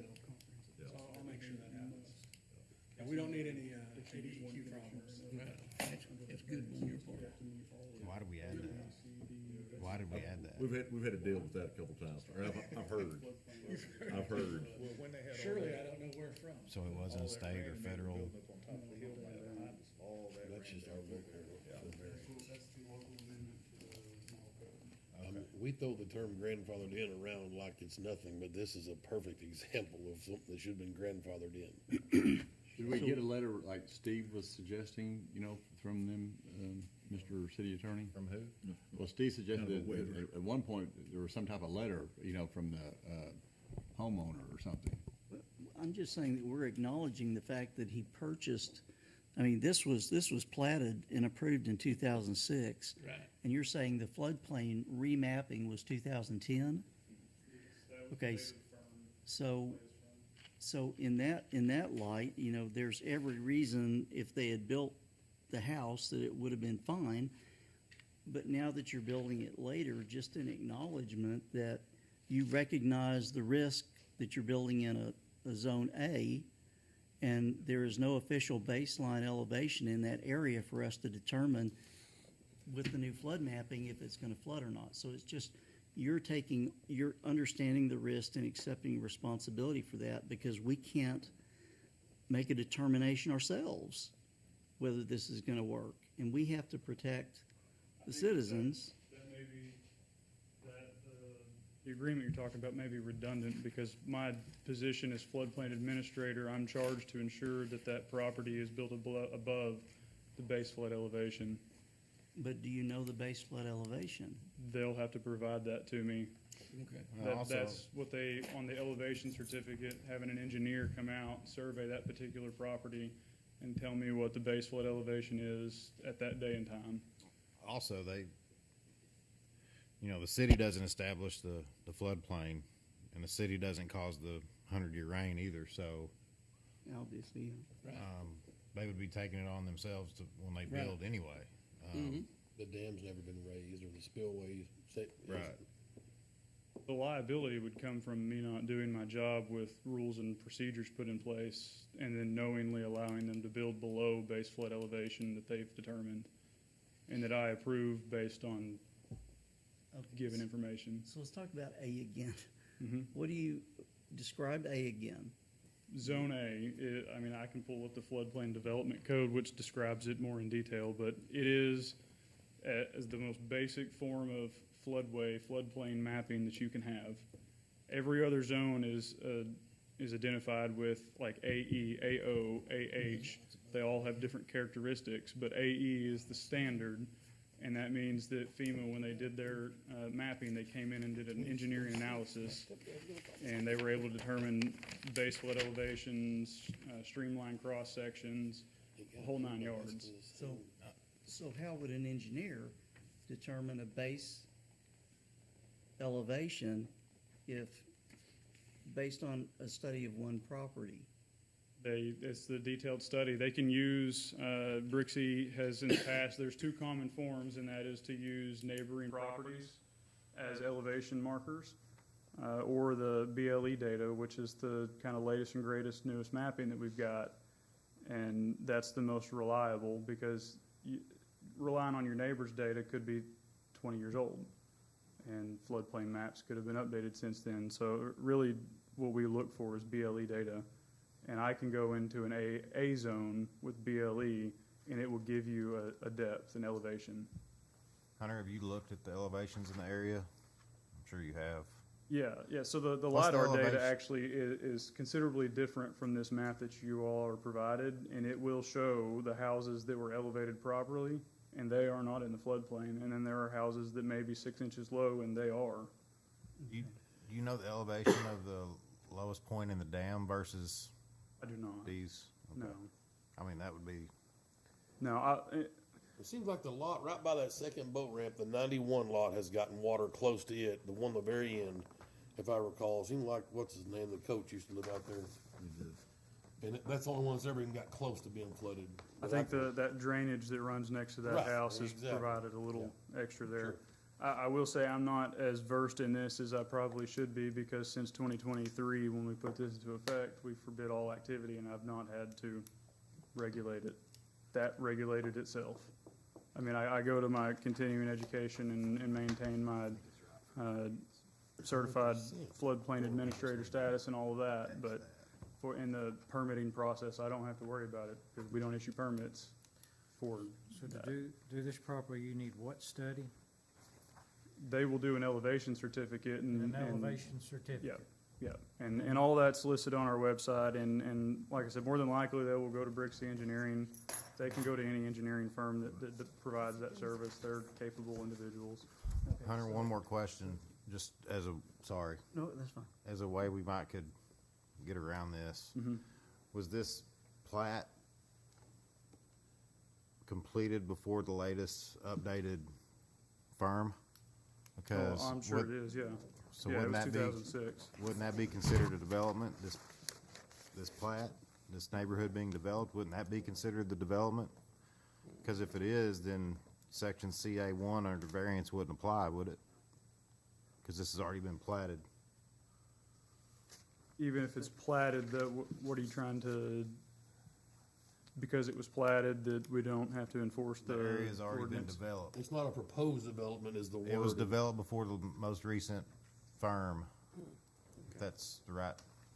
The way that the our FEMA floodplain development code is based on the building of structures. Whenever a structure is built, altered, or moved into the jurisdiction is the time of which you enforce the regulations and rules. But wouldn't they have had to abide by all these ordinances and rules to get this plat through you guys? When they developed They would have it? had to have followed the rules that were in place in 2006, yeah. But the floodplain mapping came in 2010 and changed everything. There was a So- floodplain in This 2006. plat had already, this plat that includes his lot had already been approved though. Right. But what I'm saying is, knowing now what we know, it may not have flooded, but we can't say. And one of my questions is, if Rixey's doing this elevation, he's in essence assuring that that will provide protection from the 100-year flood. So he's accepting liability for that. We also, in our code requires that whatever elevation, whatever the base flood elevation is, that we build up 2 board feet, freeboard above that. So if BFE's 580 feet, we had to build at 582. And that's where he'll come and set a pin at 582. So it's got a built-in protection. Well, I'm all for it. I just want it documented that the floodplain has changed since the plat was approved, and he accepts and understands that the floodplain has changed and accepts that. And then if Rixey gives him an elevation in a floodplain zone of A, which really has, I mean, it's just, if you're building, I would build it as high as you can. But that's all I'm saying, is just a letter that acknowledges you understand that things have changed and you're willing to accept that and understand that that's the way it is. And we've got a sample letter, and I believe it came from the floodplain administration, and I can tell you which property is, and you could look at that letter, and if that is something that Travis would look at, it's just. Are you basically asking him if he'll sign a letter that if his house floods, he won't sue the city? It's essentially, Is that, I mean, that's the gist of it? that's the gist of it, yes. But I mean, that's, I think he's willing to do that. I would advise him to sign that, just Yeah. because I don't think there's any way to sue the city over the house flooding anyway, but y'all dealt with that, not me. So I'd sign that letter in a heartbeat. So to start, are y'all intending to get an elevation certificate? Yes, we have to. Okay, We can't start without it. okay. I would be like what Travis said, I'd like to know the elevation in relation to the elevation of the dam. I mean, I'd be just curious Well, about that. I think once they just get an elevation certificate, Brixey's signed off on it, they're off and going. Right. I mean, he's gonna set it at the very minimum. Is this not an elevation certificate, the plat of the subdivision? no, because it's actually It looked like it to the me. level I of don't the see any house, elevation at all. not the lot. So if they proceed forward with an elevation certificate, we're good. Right. Well, I'm sure all the lots are higher. I would leave that to the city attorney to determine. He's shaking his head, yes. And that's it. I think our big hangup here is the section 14CA1 that we added after the big flood. Which was after the map was updated. Which nobody flooded out there. But the plat I of the agree. subdivision was completed before all that was Right. changed. Okay. If you guys tell us that this plat predates it, we move on, we get an elevation certificate, and Hunter, we're off to the races. And if I've got to sign That's whatever. a precedent that I've personally set that if we go Well- on the flat predating this, because this, I mean, the development code that we have talks about any new construction, substantial improvements is when we What- state the applicability. What you're saying is we need a variance based on our current ordinance. Yes. Yes. That's I what I mean, would be say. able to allow them to build legally through this ordinance, but not just because the plat predated it. Otherwise, I'll have places that were platted in the 40s coming in trying to Yeah. get permits, and they're 10 feet underwater. I don't want to do that. please. No, Indian I think, Hills and Greenwood West. Yeah. Would this work in Indian Hills and Greenwood West, what we're doing here? If they wanted to elevate 8 or 9 feet, or, however Okay. high, but, yeah. But there has to be a variance. They wouldn't probably get a variance out there. That's the whole deal. And I'm just nervous about the planning commission granting a variance. Because we've seen what those jokers have done a few well, times. they could appeal to us here Yes. if that didn't go right. Not to mention that floods. Fiscally asked for a variance, and the way that A1 is right now, $100 million engineering feat to get that done, literally, and I don't think I'm exaggerating. But the good thing is that's a local rule that we added, and so the council can consider striking or amending that. Yes. Based on a BLE or something to that effect. Just make sure, whatever it takes, these guys come in here next month, if they have to, come back and ask us for blessing. If we can repeal the current ordinance and turn around and immediately adopt the regulations as stated in the old ordinance, which is 2111, and then adopt that by mercy clause, I'm asking a lot. That will ensure that we still have regulations that have stood for years in place for another 30 days. That allows them to start working on a permit between now and then, and they're no longer a problem for the council. I can come back next month with a revised version to bring in a better variance process so that it's not just wide open. Well, that kind of scares me because, I mean, a lot has transpired since 2011. That's why we kind of came up with the 2023. It was 2111, so it was a 2021 ordinance that we last repealed for 2023. The only thing that was changed from the 21-11 ordinance was the section 4 that forbid all activity, and then the addition of C1 under section 14. So could we not add something under CA1 that says, and I'm just throwing it out, at the end of it say, unless there is a previously approved plat under a previous firm, or something to that effect. Something to the effect of city council can authorize a variance for any reason. I would steer Okay. clear of listing anything about previous plats. Yeah. But if you give, Yeah, but the way it reads now, Yeah. he wouldn't be able to qualify for a variance. The way it you're reads. adding another variance provision at the bottom Okay. that allowed for city council variance. What happened? I don't know. We just lost our ordinance. Anyway, I don't know the best path forward.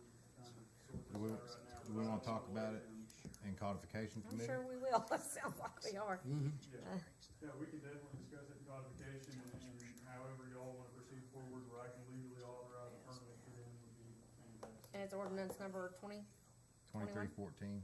2314? This Okay. is the current ordinance. That's the one we need to fix? Yes. Okay. Yes. I'll add it. Thank you. You're welcome. So next month is September, that's Labor Day, so are we going to the 8th or the 14th for our next meeting in September? Labor Day is the 7th. How do we do that? The next week, is what we had scheduled. Didn't we go the next Monday? It's the 14th? 14th is what we had scheduled. So, yeah. So these folks need to come back on the 14th, and hopefully, I mean, will they even have to see us if they grant a variance from planning? If all the paperwork's turned in? We may have to approve some kind of, to redo an ordinance, right? They shouldn't need a variance. If we go back to the way the ordinance was before, they shouldn't have to have a variance. If you adopt it under emergency? Even if we adopt it under emergency, I can, as long as they provide me the elevation certificate. The only thing I hate about going back to the way the ordinance was, that's put in there for a reason. It was. So is that reason gone now? No, but I guess Should what still I'm saying stand. is this is, what we're trying to do is a temporary fix for these individuals, and then next month, next council meeting, I will come back and present another ordinance that have already been issued permit. That makes it sound like we're doing something for them. I don't know, that sounds like we're, Yeah, that, for favor, yeah. That's exactly what we're doing. He says something across the road that says no, no, no, no, no, period. And you can't even try with the ordinance that you have now. Something needs to be put in there to say, okay, we need to take a look at this one. Or we need to take a look at this area and see if they bring it up in elevation, then they can do it. If they're willing to do this, then they can do it. Otherwise, no. But right now, it's just a solid no. You just slam the door on everything. I agree, and I think, but I just think that whatever change we do to the ordinance, it should be from this point forward, not that we're gonna you're gonna I agree, but. have a pause, basically, and then, or a repeal, and then all of a sudden, a month later, reinstate a new ordinance. My problem is with it is that our current ordinance makes it impossible for them to build on a lot that was already platted and approved by planning. I did a really good job. I said that this morning. The state has commended me on the job I did. But you see what I'm saying, like, It's created additional problems. yeah. We can work through it. Hey, Jamie, just out of curiosity, how high would you have to raise that lot up? I'm gonna say if we're trying to get to the same elevation as the houses next door, probably 2 feet, 2.5 feet. That's at most. That's a guess. I have not put a laser to it. That's a guess. 2.5 feet. And That's in that's- the back. The front would be much less than that. Yeah, and it's still going to the lake. I mean, Yeah. unless you went 50 feet and made it, like I said, a pyramid, it's not going right or left. This will be the easiest lot that I've drained in a long time. Much easier than what I'm doing over there. Correct. I don't know. So, the thing I'm having trouble wrapping my head around, and I just need to know, yes, no.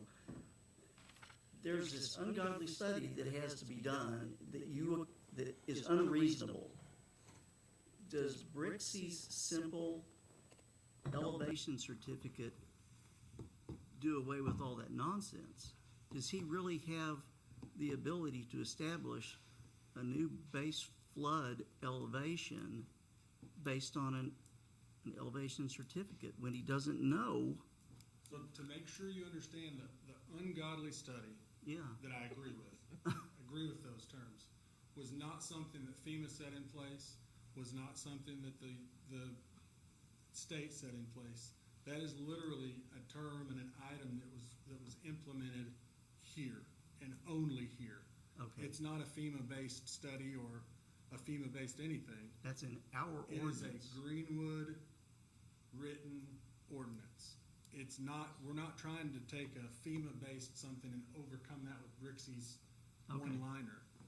That is literally just we had a problem with lots of flooding down there, we know that. Let's cut this thing off for a little while, cover our butts, which I wouldn't blame you, and stop flood permits for a while, which is what it did.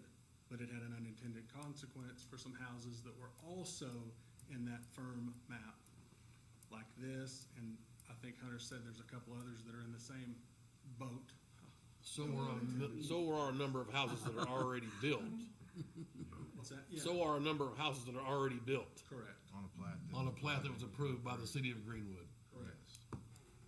I don't understand what the problem is, but Our ordinance. that's what we have variances for. That's Does that why kinda I use them answer all it? the time. They Well, get the yeah, wrong I mean, builder. the bottom line is, it shows a floodplain, we can't argue otherwise. So if we're willing to do a variance, then, it's like saying, we're allowing you to build in the floodplain because you bought the lot before the floodplain changed. It was like in the scenario where I was telling you about earlier. We had a new ordinance and we knew they were gonna be in the floodway. That situation. And, but according to the old study, they were in the floodplain, and we allowed that. So we just let him know, and he just accepted the fact that he was building on what in a matter of months was going to be the floodway, and he understood those risks. Yeah, and I don't think we're in the same situation, because we're not planning on being in the floodway. But, I but, also no, don't but think- this was, what I'm saying is, he's in the floodplain, so there's a chance, maybe even an unreasonable chance, but we can't say that he won't, because we've got a 100-year floodplain there. Experience tells us that it probably won't flood, but all we have is that line. And so, if you build there, it's just an acceptance of that liability and understanding that it's changed, and it's not the same floodplain that it was back when you bought and planned to build on it. So if the property owner, and if I heard you correct, has agreed to do Yeah. said letter, and Well, Because it floods, and then you. the 100-year floodplain has a 1% chance of occurring any given year. so let's give him something to You know, go with here. So yeah. if he's willing to sign said letter, such letter, and Jamie's willing to do this, well, he doesn't have to do the same. And if Hunter's gonna be okay with the certificate that's coming, right?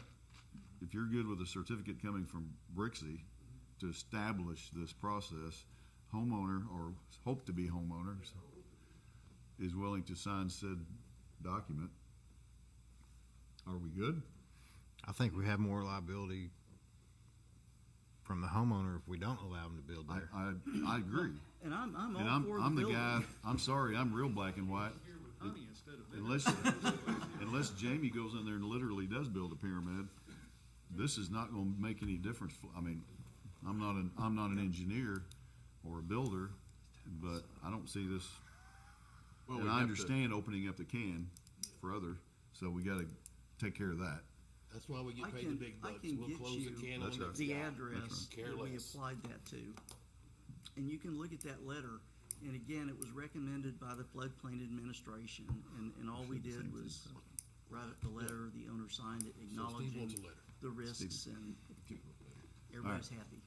But I would just like a repeal and a revision of just one ordinance, not to do two, do a new one 30 days later. I think timing wise, if you guys can do a repeal and replace, but not do a 3 readings, but do an emergency next month, I think we'll be fine. But we really need to make sure it's then. What can you do in the meantime? Is there anything y'all could do, or are you just sitting on hold?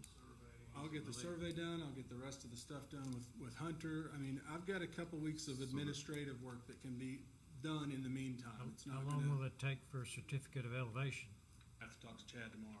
So that might be a 3-week, a month deal. They're usually 2 weeks at most. It Okay. depends on how busy they are, but they're usually only a couple And of then, weeks. then you can get a letter in a week. Has Mr. Brown talked to you about his fee for being here tonight? Yeah, it's Built much in? like the solicitor's. Okay. I'm kidding. I hope so. He's not billing us for tonight. He's on his own dime. That's right. That's really all, I mean, time-wise, to AC's point, we can deal with a month. We can't deal with 3 or 4 months. I wish we could do it tonight. It's frustrating. I apologize. Cause I don't care about, I mean, like I said, we got a plat here that was approved. Go build your house. It's just ridiculous that it's got to this, but whatever. I understand why you guys put the other. Yeah, there was an issue that we had to take. There's an issue. Yeah. But, you just throw tape over it, so, okay, next. Right. There's a lot of guys out that, Yeah. maybe we need to take a step further. Okay. I appreciate you guys. Thank you, Thank you. gentlemen. Thank you. Thank you, Hunter. Thank you all. All right, moving on. I'm gonna call it number 1. Parks, this is old unfinished business. Parks Department ordinance declaring related party with Jules Bakery and Megan Potter, 3rd reading. Related party resolution so we can be transparent and above board. How is she related to? Her father works there. Her father works there. Has- I'll make a motion. We pass this ordinance by 3rd reading, title only. Second. Have a motion and second.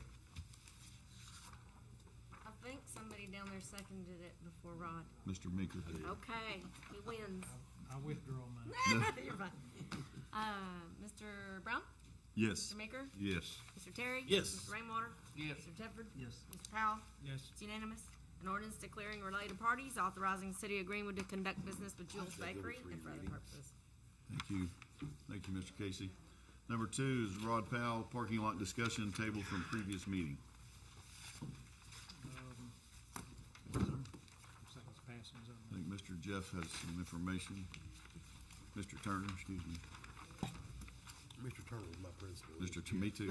I saw him today. I did too. That's last week. Thank I you. didn't have anything. You got it. Needs to see. No. It dropped. We're adding irrigation. Irrigation. I know it's gonna be like us doing some of the Thank you. work, in the city doing some of the work too. I think there's gonna be some green space in there supposedly, which I'm against. I don't think it's for the yard. All right, this is a front and backer for the parking lot, public parking lot on Main Street.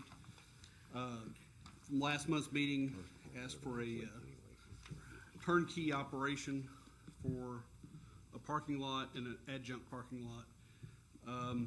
So you see the numbers there. Obviously, this will have to be bid because of the amount, but the main parking lot alone is $116,770. The adjacent one is $98,700. Both together, that's $215,740. Then you've got the deducts with landscaping and with irrigation. Increases to $229,620 with the landscaping and $241,620 with the irrigation. That's the turnkey for what was designed by the architect that built this plan here. Did you say there's two? I'm sorry, It's- I found it. I was, never mind. Yeah, it's two pages, I tried to get Yeah, on one. yeah, we're good. I didn't see it. Saving paper, I like that. This will give us 16 lots in number 1, which I'm saying is the Masonic Lodge parking lot, and 12 in parking lot number 2, with curb and guttering, striping. Lots is in Places, parking parking spaces. Spaces. Parking spaces, I'm sorry, I misspoke. That's okay, that's a lot of parking lots. That is a lot of parking lots. That's a good price. So what I don't see on here is what I see decorative streetlights. Is that right? AC? Do you I'm see not it? seeing it either, no, And you asked for how many? Streetlights? There. Yes, Decorative I'd like streetlights. them to match the downtown area. Yeah, Right. right. But what I don't have, because there's no engineering on this, is how many we need. There's a formula that tells you how many you need. Right now, what I have in mind is to get it lit would be to LED lit it from the power poles. I would say the decorative street lamps that we have are not, you talking about on the trail, like the trail? Right here on the square. The black ones. Those- Okay, Are they the same as the trail? I think we need to continue what's on the square. they're not with on the little- square, those aren't the same as the trail, are they? No, No. no, the decorative ones are the ones we have on the square. Gotcha, okay. And we need to kind of continue that theme and look a little less like, Sure. Towson Avenue. No. Wheeler Avenue? Either one. I love both. Either one. Either one. Well, I guess too, I don't, I'm trying to visualize, I'd like to really, how do we see an actual drawing of the parking lot A and parking lot B? The one that we had in the plan was in your packet last month. Okay. There's no change from that. There hasn't been a diagram done because, once again, there's been no architect or engineering done on that second parking lot, Which is where the old city hall which used to is be. where the old fire station used to be. And I don't see anything in here about the fire hydrant. Fire hydrant's done separate? The fire hydrant is a separate contract. And that is.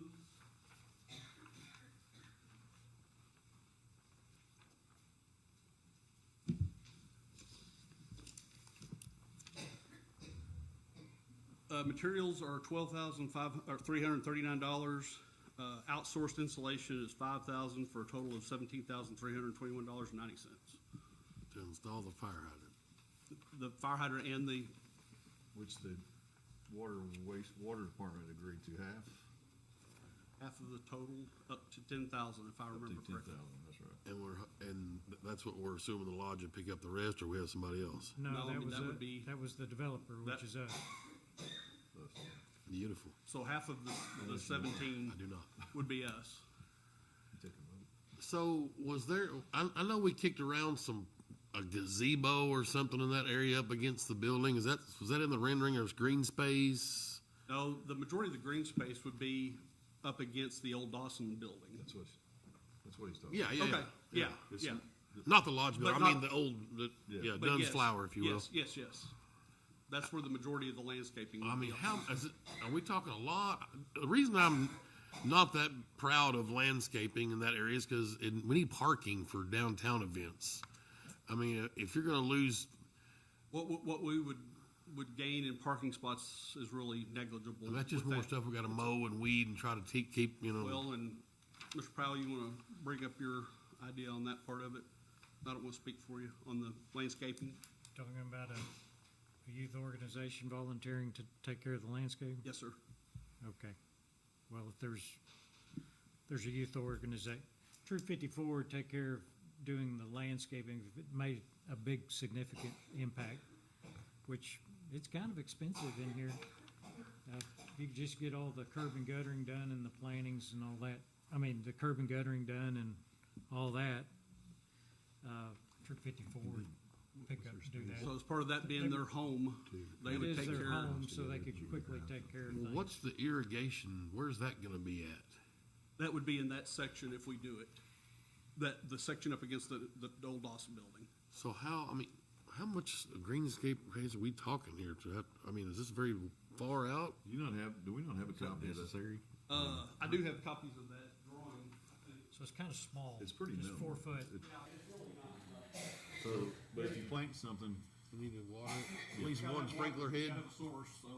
You're basically just. you can run a different type of line, but it depends on what you plant. Just like out here, we're dealing with some issues. And by the way, we got donations made by the people that take care of this to put new sprinkler. We don't have sprinkler heads. We have a drip line, if you will, out here.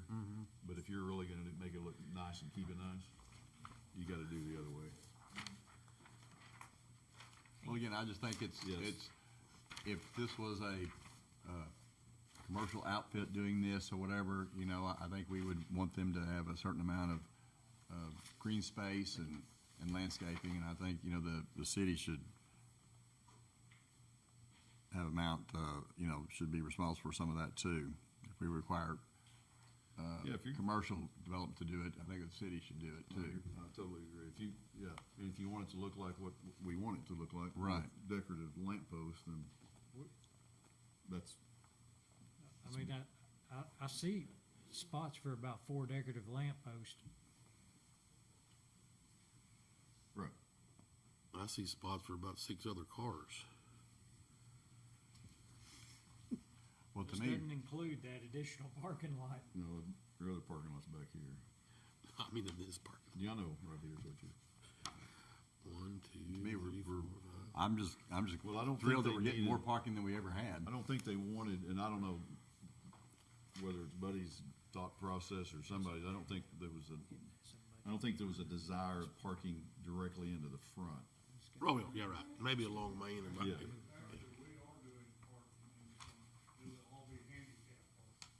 Okay, well, In front of not on the Main Street side, but in front of the building. not on Main Street side. That's what I was talking about. Well, I'm calling that the front. You're talking about what faces the other building. Yeah, Okay. the south facing. It won't all be handicapped. I mean, y'all are old, but you ain't that old. So That won't all be handicapped up against the building, right? I mean, y'all are old, but y'all ain't that old. Oh, so you are talking about Main. Coming in pointing east, yeah. Well, this is, We can remove the other ones then, Yeah, you got so all- that'll help that. Yes. so you're talking about still coming in off of where the parking lot is, but having to turn in? I think you just turn in right off Main You into want the the whole front. front where you can move in? No, we can't cover up the water meter. Right. Plus you got a sidewalk. So from the front door to the edge of the property will be handicap. Okay. Coming off Main Street. So let me understand, y'all are wanting to move the handicap parking, right? Is that right? Is that Buddy, what we're can talking you, about? you mind coming up and looking at this and see what we're looking at? I'm sorry. In the meantime, I'm sorry, I forgot about your knee. so Jeff, in the meantime, while he's looking at that. Yes. So talking about money. Yes, So this was not in the budget. It No. escaped the budget. yes. So are you gonna reprioritize, a plan or what are your ideas of what we were gonna do? I would look to go into our balance Okay. and take it from there. And I haven't run any of this through Tom, because this is the first time we've all been seeing it anyway, so I haven't talked to him about that. And is this where Buddy's saying that we could get some participation from RDOT, or no, it's all on us? So far, it's been a no from RDOT, but he'll be here next week. I better stay away. So what is this, how does this impact the street department's budget? How much was it? Say $250,000. You're looking at city sales and use tax on this? Yeah. Because I don't know if turning back is appropriate for it. I know the city sales and use tax don't allow for parking lots for public. Absolutely. But one of the things that, he has is that he's from the 6 months to June 30th, he's up, street department at $40,000. He has a 6-month surplus of 221. He's budgeted to have an ending balance if everything he was gonna do, which would have been yours, he pushed off. He'll have 511 less. Now, that's, the money's there for the purposes, but he has a 5-year plan. And we're, He's got 3 years. It will affect what I do next year, for sure. Deficit in about 3 years based on the revenue stream. yeah. So he's got to really crunch. We'll have to put the brakes on some of the other projects that are scheduled for the next few years. Well, a plan is just that. It's a plan. And it could change. So we change priorities, and that's, I agree. I know. I'm indifferent. But,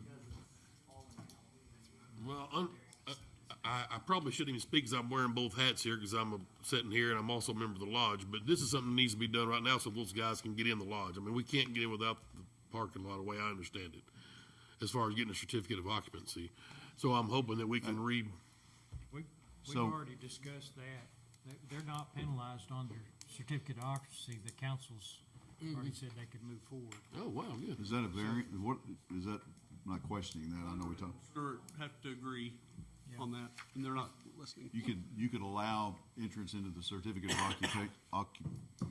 occupancy, temporary, prior to this parking lot being completed. We have to go out there and do a site inspection, but as long as it's safe and the fire department's comfortable responding to any, incidences that hopefully never occur. Right. And can respond adequately, yeah. Which is gonna be your requirement of 75,000 pound pressure on that parking lot, that sort of thing. Hard surface. No. Before the parking lot is paved, they're wanting, we're not gonna, What are you gonna require so we can issue a temp CO?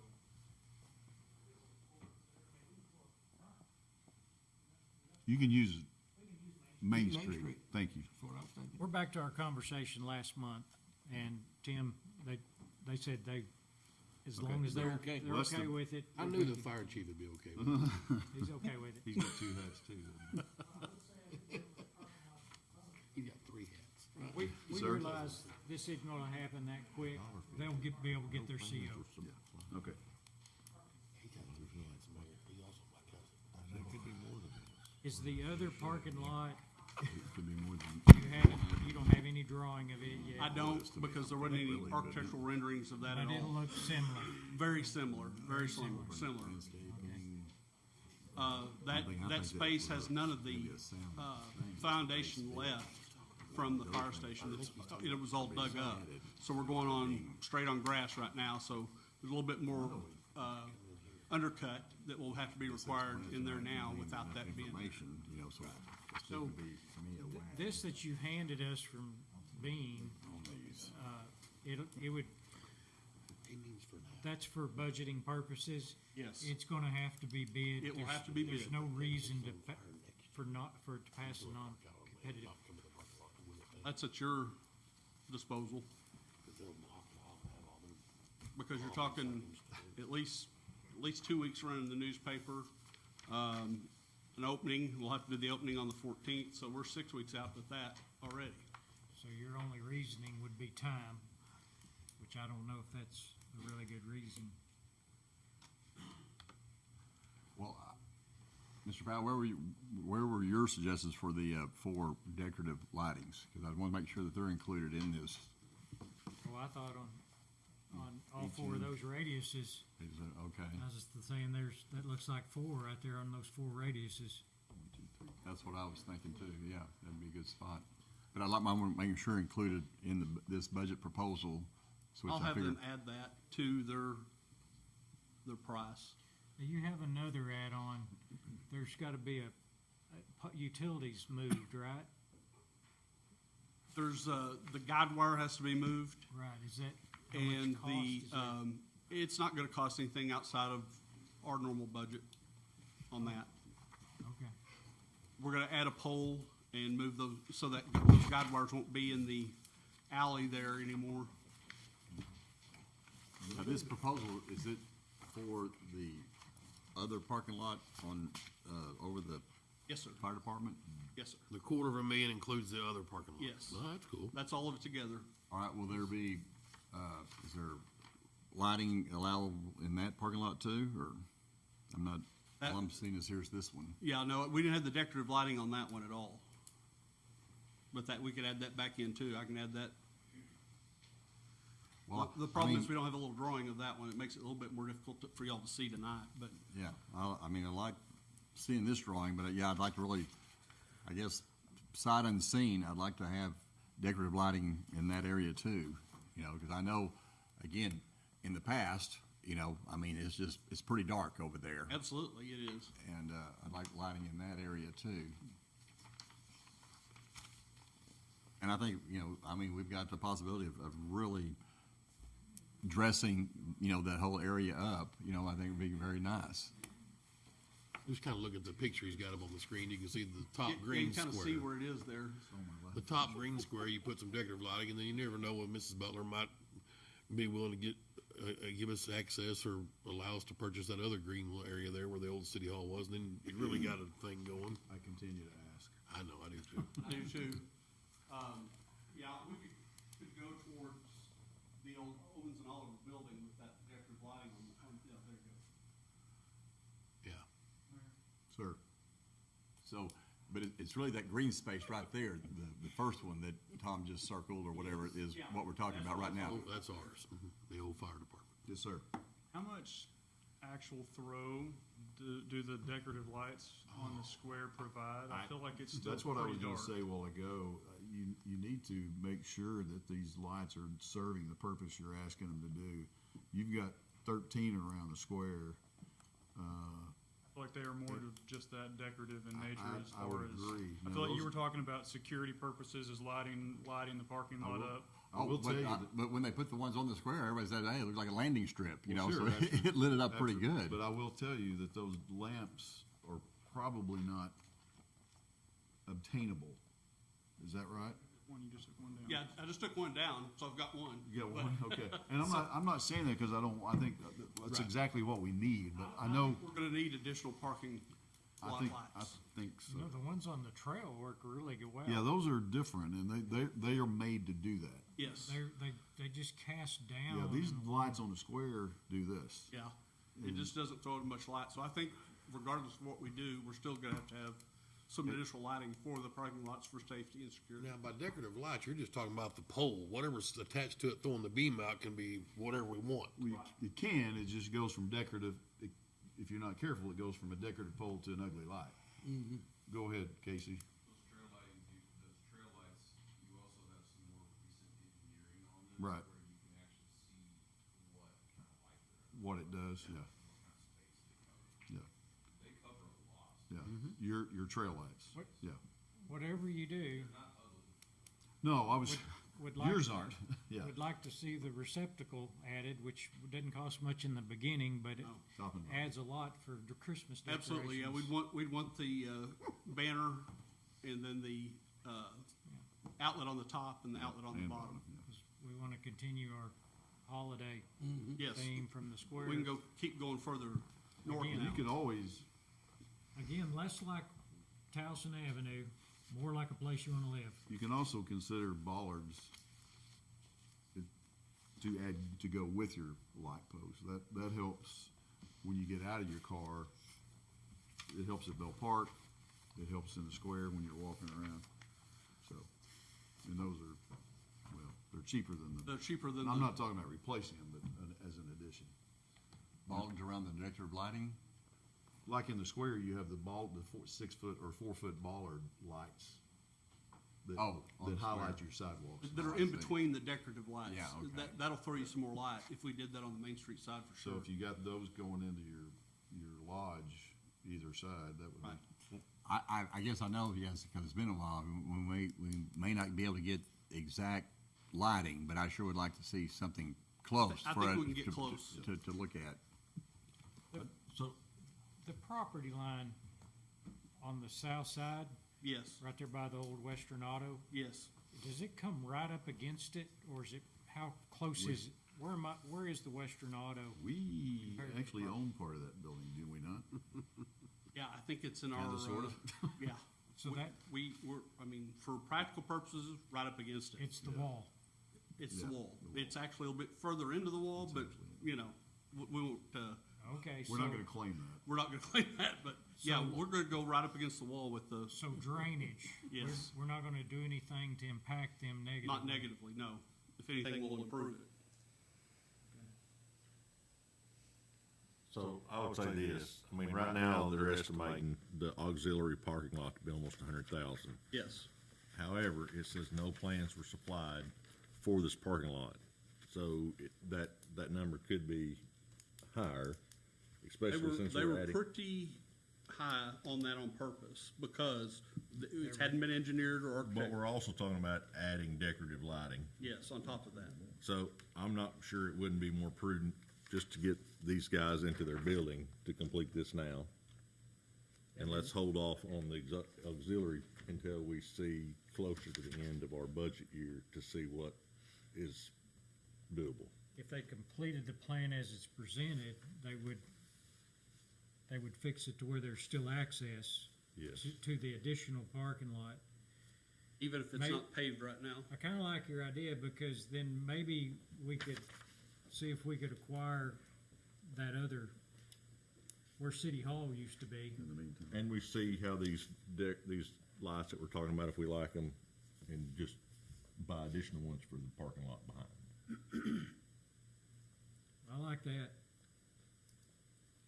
I like what you got. I mean, I'm fine with moving Now, forward. just so you know, just to circle back, the lodge members will be able to get in before the parking lot's paid. That's Yes, already agreed. yes. I think it's what I heard a while ago. But I'm saying, but I as don't- a budgetarily, Yeah.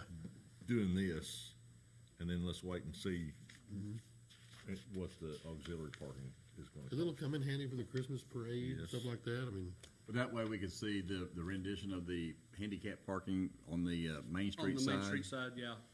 And, Because what I've got additional to have them parking. add that to that. If we did this just as proposed, you could still cut across the property we own. Yeah, you do. It's Correct. just gravel. Oh, and- yeah. People do that now. Yeah. It's happening now. Even Shrub with the it guide away. wires there, they've done it, because Yeah. one of the guide wires broke, we noticed the other day when Mr. Powell and I were out there looking, so. Yeah, so we'll still have that ability, it just won't be paved. I like it. I would also like for us to consider as later when we look at this other parking lot, you got residents, Miss Brown, who lives adjacent to that property.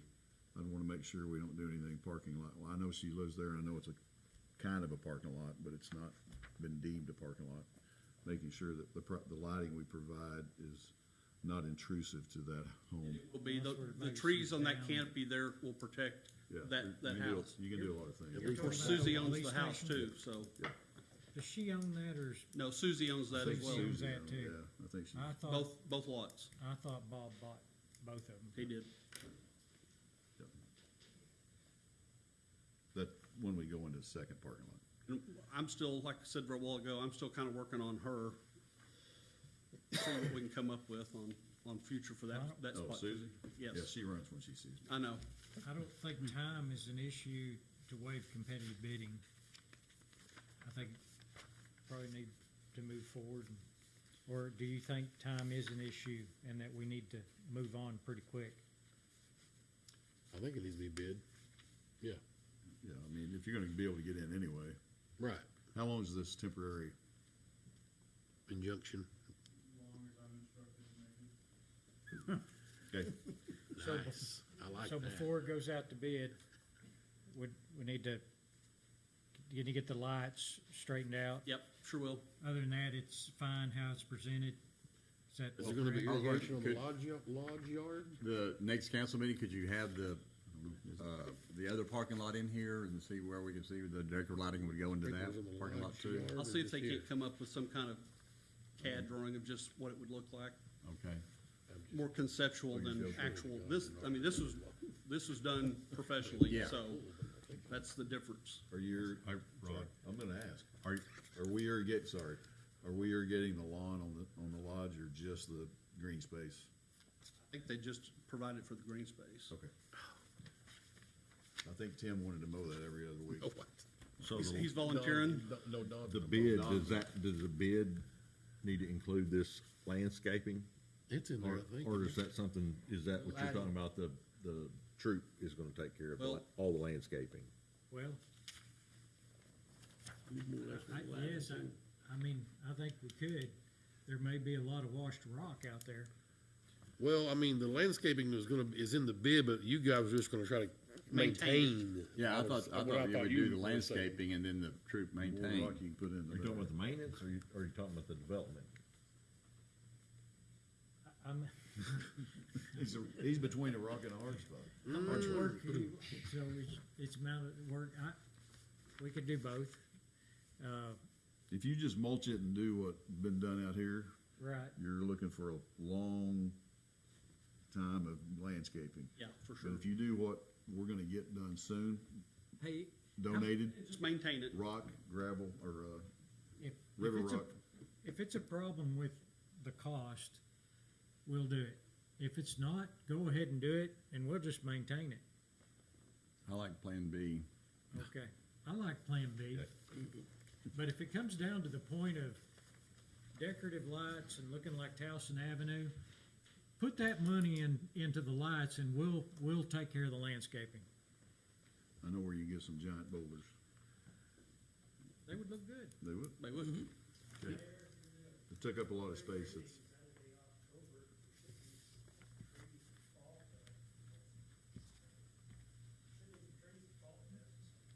Probably not appropriate. I mean, this is, probably could get it amended. Don't really have too many understory ones. you're looking. We can talking fix about- that. We can fix We'll it. let the tree guy tell us. He likes the, I forget what kind of, a certain kind of elm or whatever for downtown. The downtown needs lace bark elm. Lace bark elm, 6-inch that's it. Bradford pear? Yeah, You know, Bradford pear. No, He said it. no. Bradford pear. We're picking up trees all down Main Street. Did you say it? Was that- Oh, I certainly said it. I knew everybody hates them. All right. Okay, so I'll have questions? my homework. You got your homework? Out of my yard, I had. I think it looks nothing else. good, They and gone. I guess you should bring it back to us and get it out for bid. Yep. And don't worry about the second one, sounds like, Kind of like the, the other parking lot. yeah, hold on the second Just yet. parking lot. And Detail the lighting, hold on the parking lot. It looks good as it's presented. There needs to be some reconfiguration with the, Lots coming off of Main to the front of the lodge. I'll get with Buddy on that. handicap spots need to be reconfigured a little bit. I'll get with Buddy on that. Buddy's wanting up by the door, I know what he wants. Well, he does what the old dudes do. Hunter, But now, are we including the second lot or not including the second lot? Not Not this in Not, bid. not at this point. I mean, I get, we could go ahead and bid it, I'd say so let's we have the bid. let's go ahead and bid it. But we can accept or Reject. reject any part of it that we want. Well, even if you, I would like that. And and the reason I had him bid it out, I mean, It'll go spec it out like this was so that we could deduct those other items. And so I still would like the bid to be that way so that we can, strike Strike. the parts we don't want to do. right. I would or like it might that. come in lower and you say, let's just go and do it all right now. Yeah. That's true. It could, Absolutely. very well could. Because it's gonna be lower this time than it will be next time. That's true. Hunter, That where's is the for sure. planning on this? Yeah, on this parking lot, where are we at with planning? Or we're, Looked at it and approved it as is. And Okay. as it's built, it'll have to have trees in, I think,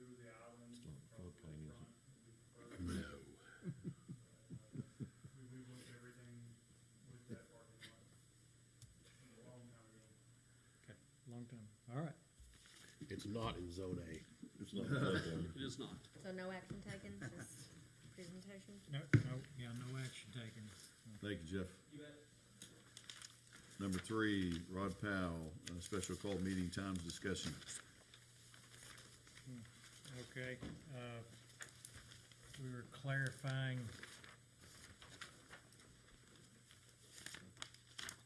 Maybe 3 and 4 are, I mean, they're very related, obviously. So it's Items 3 and not 4, right? But you had put number 3 on there, and then we were making changes to that ordinance because of some other stuff, so that's number 4, so, but they're Special related. called meeting times. Let me see which one was the original one. One of them says revised in my hand. Section 3, yeah, it's revised at the top right. So that's the one that is from today's codification meeting. It's got a few more changes in the darker shading. So most elected officials work somewhere. It would be nice if that was, the 5 was 5:30. Okay. Yeah. Now, there is a possibility that the next line, if there's an emergency, it could be at 1 o'clock in the afternoon. And we've had those emergencies before. Water line busted up above Jaegers and was emptying the tank. That was an emergency. We've had those before.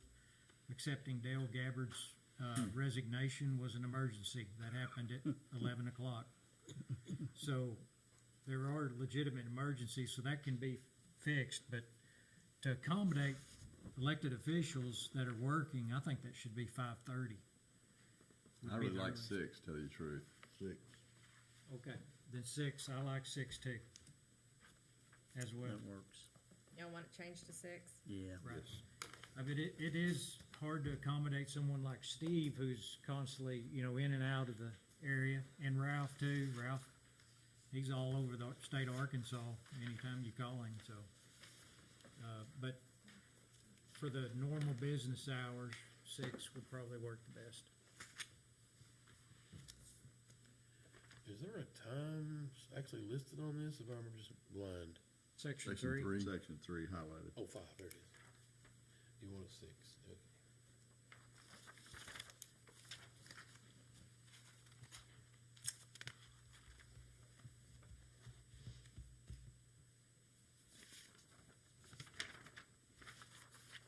In the event of mayor's absence, do we, or inability of the city clerk, treasurer, or another official? Okay. Do we still have the mayor pro tem or whatever? Does that thing still exist? Mm-hmm. Yep. Yeah, But that person just presides over meetings, according to state law. Right. All state law says that the city clerk, in the absence of the mayor, performs all functions. So going back to one of my emergencies, the acceptance of Dale Gabbard's resignation, the city attorney called that. I think maybe we ought to add the city attorney in there, because there was a lot of legal things going on, and you didn't do that, Charlotte. The city attorney did it, and we might have another fiasco in one of these years. I mean, that is a good point. So you want to add the city attorney in there? I think I want to add Section city. 2. That's Section 2 or Section 3 still? Is there anything wrong with that, Travis? No.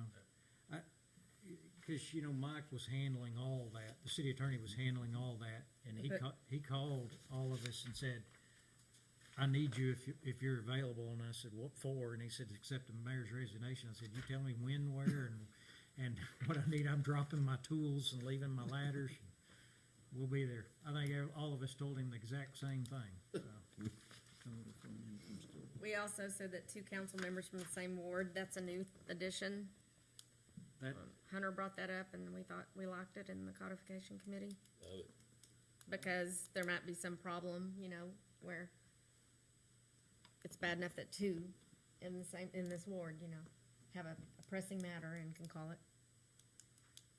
I'm fine with it. I'm fine with it. City Okay. attorney. And that's it, just those shaded parts. So 6 and add the city attorney. Yeah, and then we struck on section 2 the special meetings only held after regular business hours, cause you want more specific. We moved it down to the time of special meetings. It was not needed in that section anymore. Any more discussion on this one? Yeah, time out. Yes, sir. We do have it, I'm trying to go back and read here. Special economy shall, well, here's our shall word again.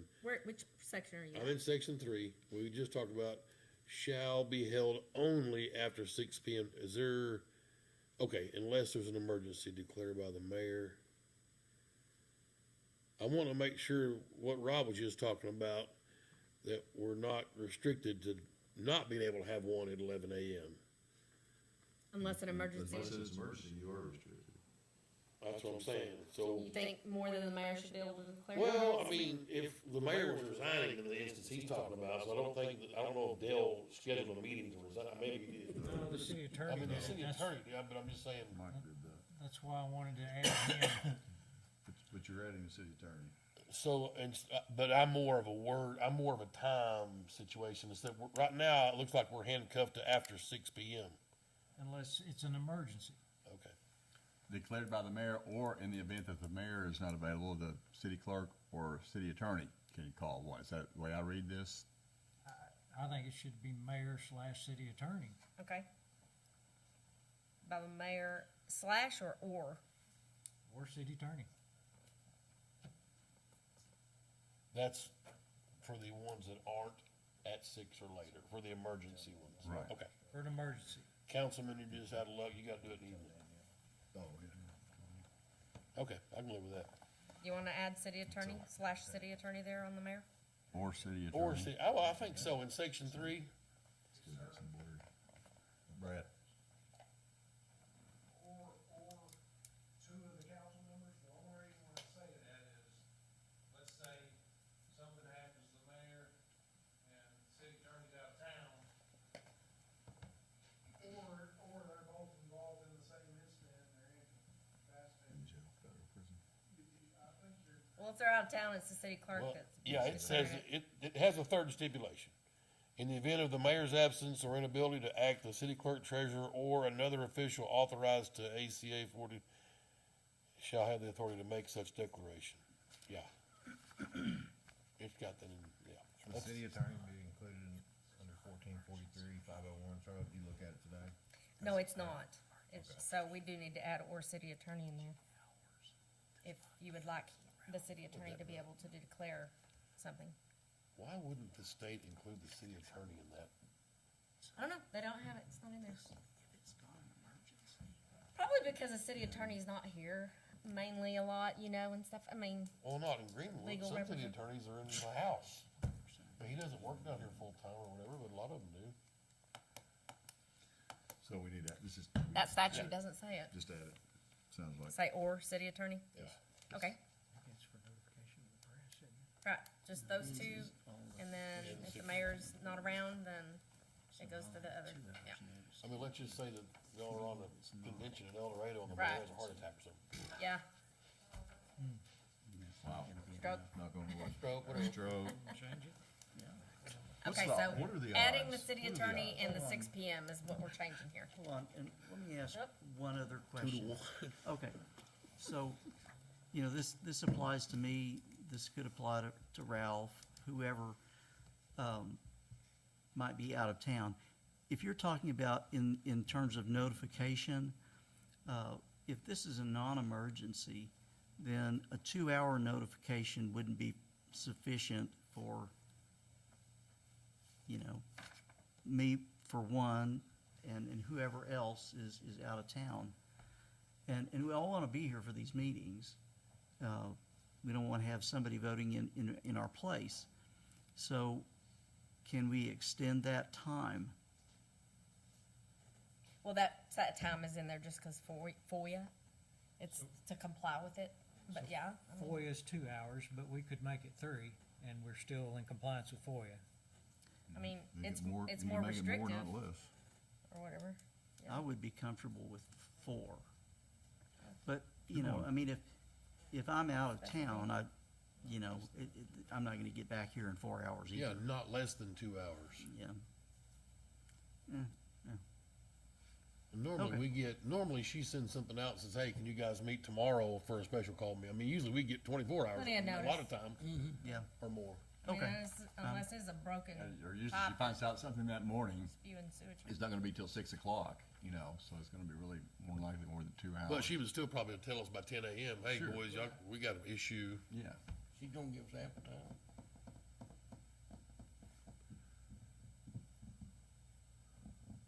Good? I mean, if it's something that happens at 4 in the afternoon, he's not gonna be able to make it from out of Yeah, I town. mean, I can see the 2 hours for something that's a high priority, but for, something that I'm fine with it. Yeah. I just deal with it. Entertain a motion. I'll make a motion to do whatever you're asking me to do. We're asking it to be passed by emergency since, Yeah, I'll make a motion, we pass this ordinance, the revised version with the changes talked about, 6 PM, city attorney in 2 spots, by title only for first reading. Second. Very good. Motion and second. good job, Tim. Thank you. You're 20 years, I welcome. got one right. Mr. Brown? Yes. Mr. Maker? Yes. Mr. Terry? Yes. Mr. Rainwater? Yes. And Mr. Tedford? Mr. Powell? Yes. Unanimous. An ordinance repealing and replacing ordinance number 25-03, establishing procedures for special meetings of the Greenwood City Council and declaring an emergency. Make a motion, we suspend the rules and waive the second and third reading. Second. Motion and second. Mr. Brown? Yes. Mr. Maker? Yes. Mr. Terry? Yes. Mr. Rainwater? Yes. Mr. Tedford? Yes. Mr. Powell?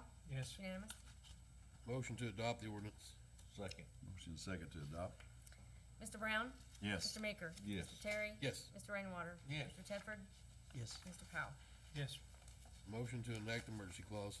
Second. Motion second to enact the emergency clause. Mr. Brown? Yes. Mr. Maker? Yes. Mr. Terry? Yes. Mr. Rainwater? Yes. Mr. Tedford? Yes. Mr. Powell? Yes. It's unanimous. Thank you. Number 5, Parks Department. Confirmation of Parks Commissioner term renewals, Mr. Tate and Mr. Price. A law firm? Law firm Tate and Price. This is for Mr. Brandon Tate and Bobby Price, the chairman and one of the commissioners. Who's chair now? Still Brandon Tate. I think he has one more year. So wait a minute, he's getting renewed, or he's getting renewed as chairman, or both? No, Charlotte might just have to their clear the- membership. Yeah. Fantastic. Motion. I'll make a motion, we confirm these term renewals for the Parks Commission of Tate and Price. Second. Motion, or I'm sorry, yeah, motion and second. Mr. Brown? Yes. Mr. Maker? Yes. Mr. Terry? Yes. Mr. Rainwater? Yes. Mr. Tedford? Yes. Mr. Powell? Yes. Unanimous. Thank you. Thank you, Mr. Craig. City Attorney, resolution amending resolution 124-06, procedural rules for council meetings. So this is a proposed resolution to amend your annual, resolution you passed establishing your procedural rules. We just made a few changes. Pass it down, please. Of importance would be, and what's this? Take one, pass it Take down. one, pass it down. Y'all, we have a new thing that has jumped up here. We didn't get to talk about it. Just On this- on the back. On this. Yeah, it's gonna be concerning. You go ahead and then I'll wait this out. Okay. Yeah. So if you will look, the main thing, of course, there's a couple things, section 3, we have a ordinance that you guys just passed, that outlines, the details of special meetings, so we're just referring to that ordinance in section 3 and taking out a bunch of other redundancies. Section 4, you see we added the 2 council members in the same ward can call the meetings. And most importantly, on the back of the first page, top of page 2, down in section 4, we're talking about official minutes will not be prepared, but there will be audio and or video recording. And then that last paragraph, we added that the city council shall determine the amount of time allotted for public comment at each working session, or work session, excuse me, upon the meeting being called to order, provided, however, that the time allotted shall not be less than the minimum period established in section 5A4 of this resolution. And that is in light of the work session that will be happening a week from tonight.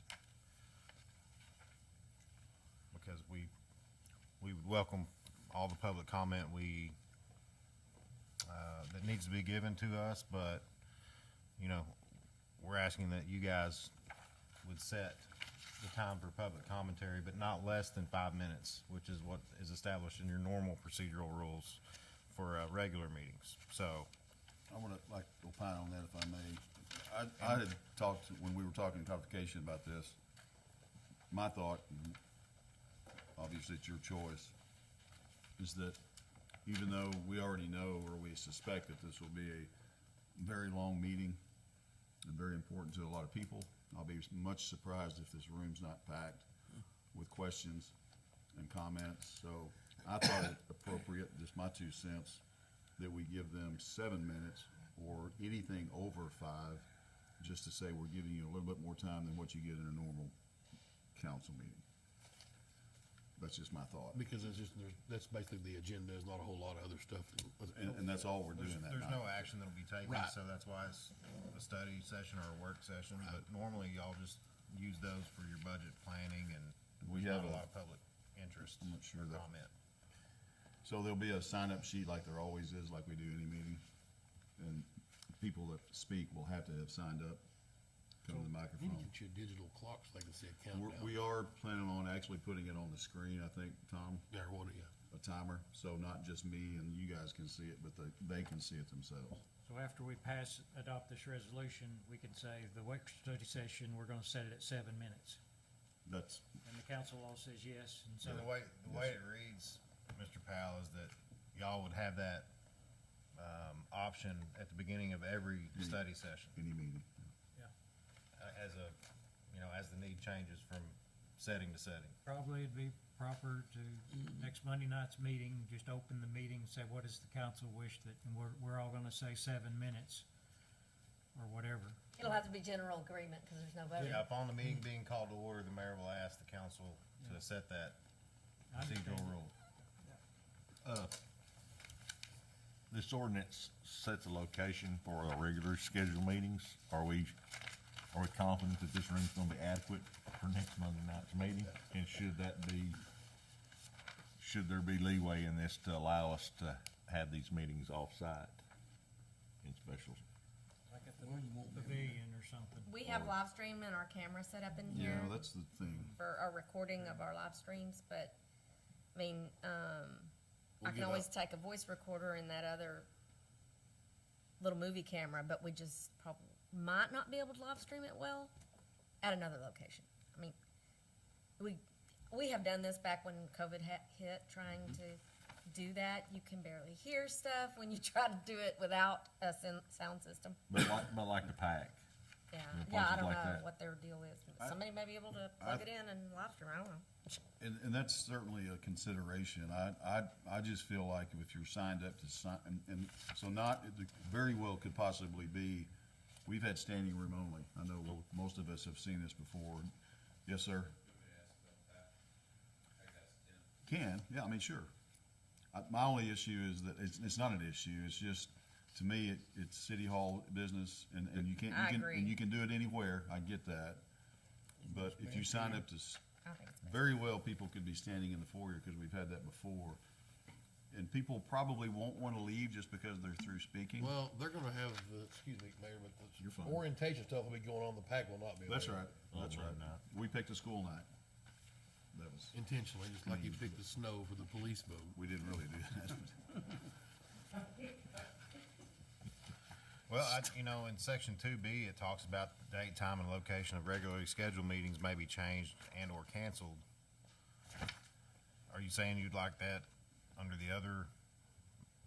I was just saying if there's special circumstances that we may need to move it off-site to accommodate the number that are attending but. And it does say in section 4, working sessions, same way, time and location of your choosing. Oh, it does say. Okay. Yeah. Yeah, it does. I mean, It does. the special call meeting, we don't have to actually let the public speak if we don't want to. Yeah, but that's not good. I know that, but I'm just saying, we're concentrating on 7, 5, 3 minutes. I mean, we don't have to let them talk at all. And so I'm looking here, this council shall determine the time allotted for public comment. It doesn't say anywhere before that where we're supposed to let public speak. Special meetings, I don't think address public comment. Right. And we'll be back to the. It's just a grace period. We're actually allowing people to talk. I think this is a very special call meeting. Well, I'll get to that in council forum. Okay. I mean, the PAC's not without precedent. Remember But they just said school, maybe. They're having school orientation starts, it'll be a chaos. It's terrible. Pavilion acoustics are, sorry, It's Casey. horrible. It'll be I'm just fine. saying that when we passed the original city sales tax, there was a public meeting and we held that at the PAC. Yeah. And there was a setup time associated with that, but they were amenable to it. That was a town hall We type of can deal, host right? trick or treaters here. What's this about? I've got to add it after we talk. Before we okay. vote on this, I'm gonna explain this. Okay. Sorry. You want me to explain it now, but go ahead. Well, what's the pleasure of where the location? I mean, Oh, here's- to me, it just belongs here. 100%, I agree with you. I agree with that too. I agree too. Okay, Yeah. I'm amenable. Not that I'm a voting member, but I am the recorder, so. okay. Logistically, it'll be better for us to It be is. here. And this is where our materials are available to us when I have to run back there and get I a don't think document it'll- and I don't think it'll be that big things. of a. Which I have to do from time to time. Also, okay, so the thing I passed down to you, Buddy Lloyd will be proud, because Tom noticed that in our new rules that we adopted at the beginning of the year, 5A7 on page 3 was not included. That portion was not included with our new, and the reason why is because I failed on our list that we keep online and internally.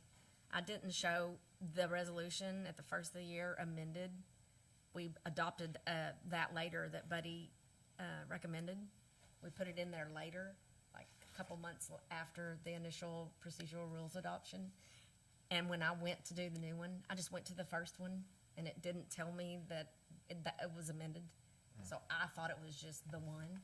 So it didn't get in there. So let's include that if you still want to do that. I've indicated the portion that needs to be included on number 7. I mean, if you still want items to not be voted on when they're added to an agenda until the following month.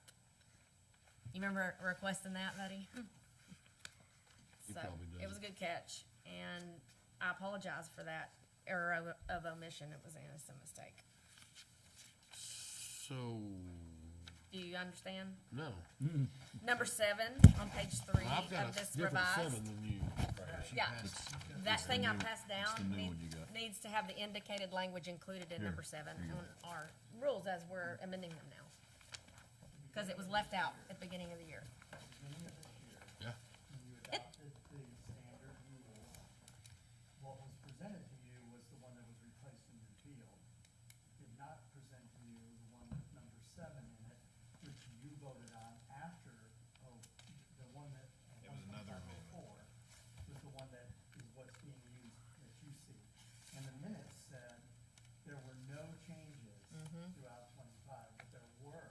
The change was on that 125. Well, there wasn't any change from the previous adopted one, which is not what I grabbed when we went to just do them again. Grabbed the right previous one. Okay, so, 7 is, your intent was 7 was supposed to be. The one that I've got circled that you're looking at there.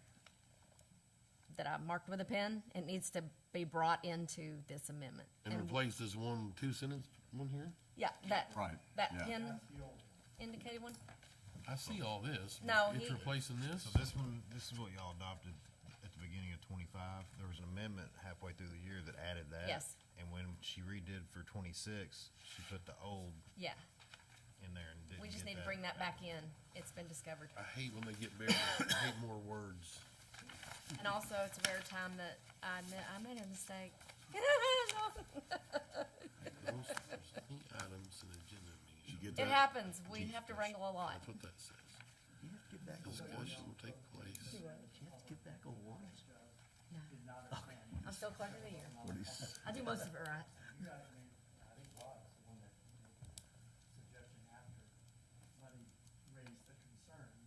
They said, do you like that? And they wanted to do it. What you wanted in your change was the fact that you can add it and discuss it, but you have to put it off to the next meeting to vote. That's what was in your, that's in your protocol from last year. And do you want it be brought back in? Do you want it intact? I think that's good. While we're making amendments, let's bring it back in if you think it should be there. I think it's good. All right, well, I'm just stating for the record, we're gonna bring that back in where it should be. It was supposed to be in there and, yeah, it was an oversight. So do we need a motion? To do what we just discussed, there are no changes to these revisions except for that being brought in that I know of. I'd say yes. So, yeah, I'll make a motion. No second. Motion, second, to approve this yes. with With the. that brought back in.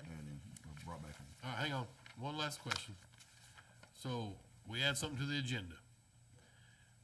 Y'all are saying we can't vote on it that night that we discuss it. Well, if you add something. Yeah, you all. Yeah, their words. If you add something to the agenda and there's not gonna be any discussion on it, you can't vote on it, you gotta give people a chance to, That's why there's 3 readings.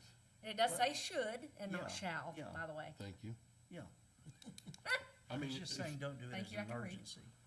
So, Yeah, I mean, I still feel like if we add something to the agenda tonight, what did we add? Whatever. Well, let's vote on it for first, and we're not gonna use the emergency clause because we wanna give the public chance to discuss it for the next 2 months. yeah. That's the intent. Okay. Anything you vote. Any action taken Agenda items. on grounds of emergency general. conditions only. Okay, so it could be just a resolution or whatever. Because the public that might wanna comment on it doesn't know about it because it's added to the agenda. So The just public want you knows to about discuss everything in this only. town. Are you clear? Yep. Good. Love it. Mr. Brown? Yes. Mr. Meeker? Yes. Mr. Terry? Yes. Mr. Rainwater? Yes. Mr. Tedford? Yes. Mr. Powell? Yes. Unanimous. And I apologize for that. It's okay. Give you this See time. you. All right, moving on. Number 7, city clerk treasurer refill replace ordinance number 15-21, signing of checks. In the codification committee, we have gone with a program of reviewing the code book, one meeting, mid-month meeting, and then the next meeting that's before this council meeting, we're tackling matters that are current.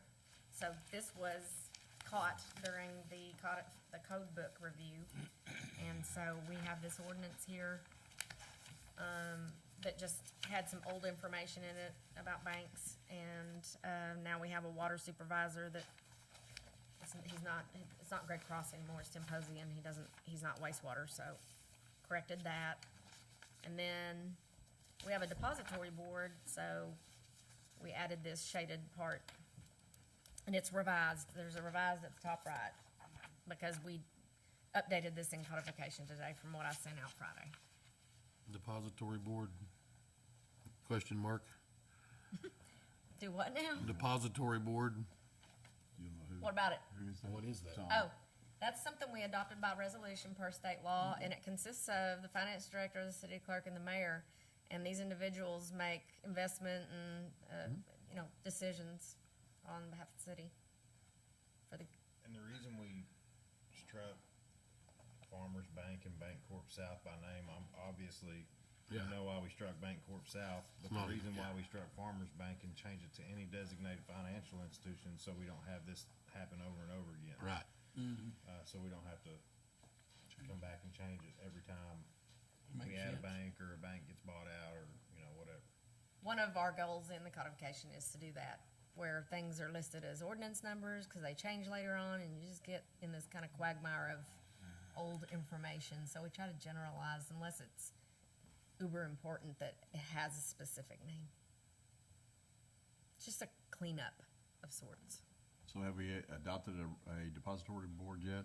We did. We did, okay. Yeah, I think 2011, or, no, not 2011, I can't remember what year. It's been a while. Okay. We don't meet very often. You should meet every day. Well, we do in If it's you person, and the mayor and the finance director, I would assume y'all are in this not building. as a board. Oh. It's Kinda like sort us of a deal. councilmen, we- no, I believe the statute says that cities shall have this board, so we did it. What's the, again, what's the word am I looking for? What's y'all's job, the depository board, what does it do? I'm just curious. Opening bank accounts, depositing monies. Let me make a comment about that. Leg audit requires the city council to approve and resolve. We can't go to the farmer's bank and open up a checking account or any kind of. Without y'all's authorization. Without a resolution from you guys. Oh, So I have to be able to show any account that's established to this leg audit. I have to show how and who authorized it, whether it was authorized by a state law, whether it was authorized by the city council, by ordinance. So you guys have to approve everything that we do, but we're the ones that come to you with the recommendations to establish a virtual account for specific purposes. And then we give you the rationale behind why we need it, and you approve it. Okay, thank you. And it was done in 2013 is when we established it.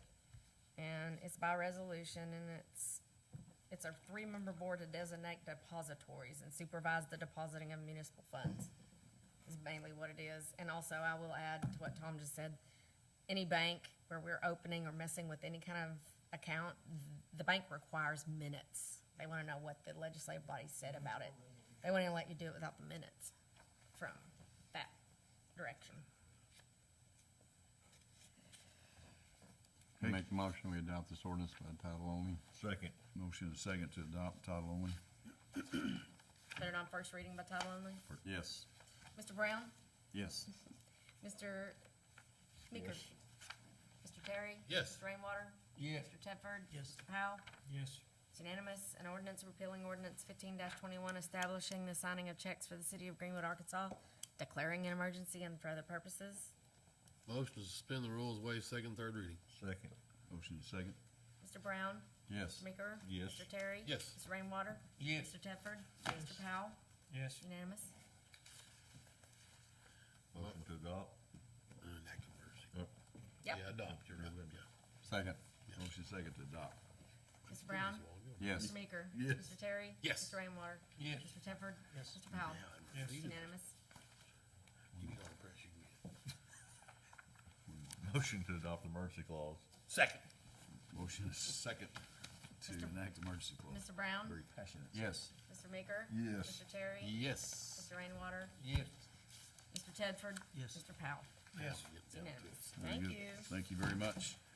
Department reports, questions from Whoa, council. whoa, whoa, we already do 7? Did I miss that? That was 7. That was 7, We it's did- just the and we old did copy. 8. How many You're seeing 7s the I old got in copy. here? There were 2. Yeah, there were a couple, so. Reports and questions from council, gentlemen.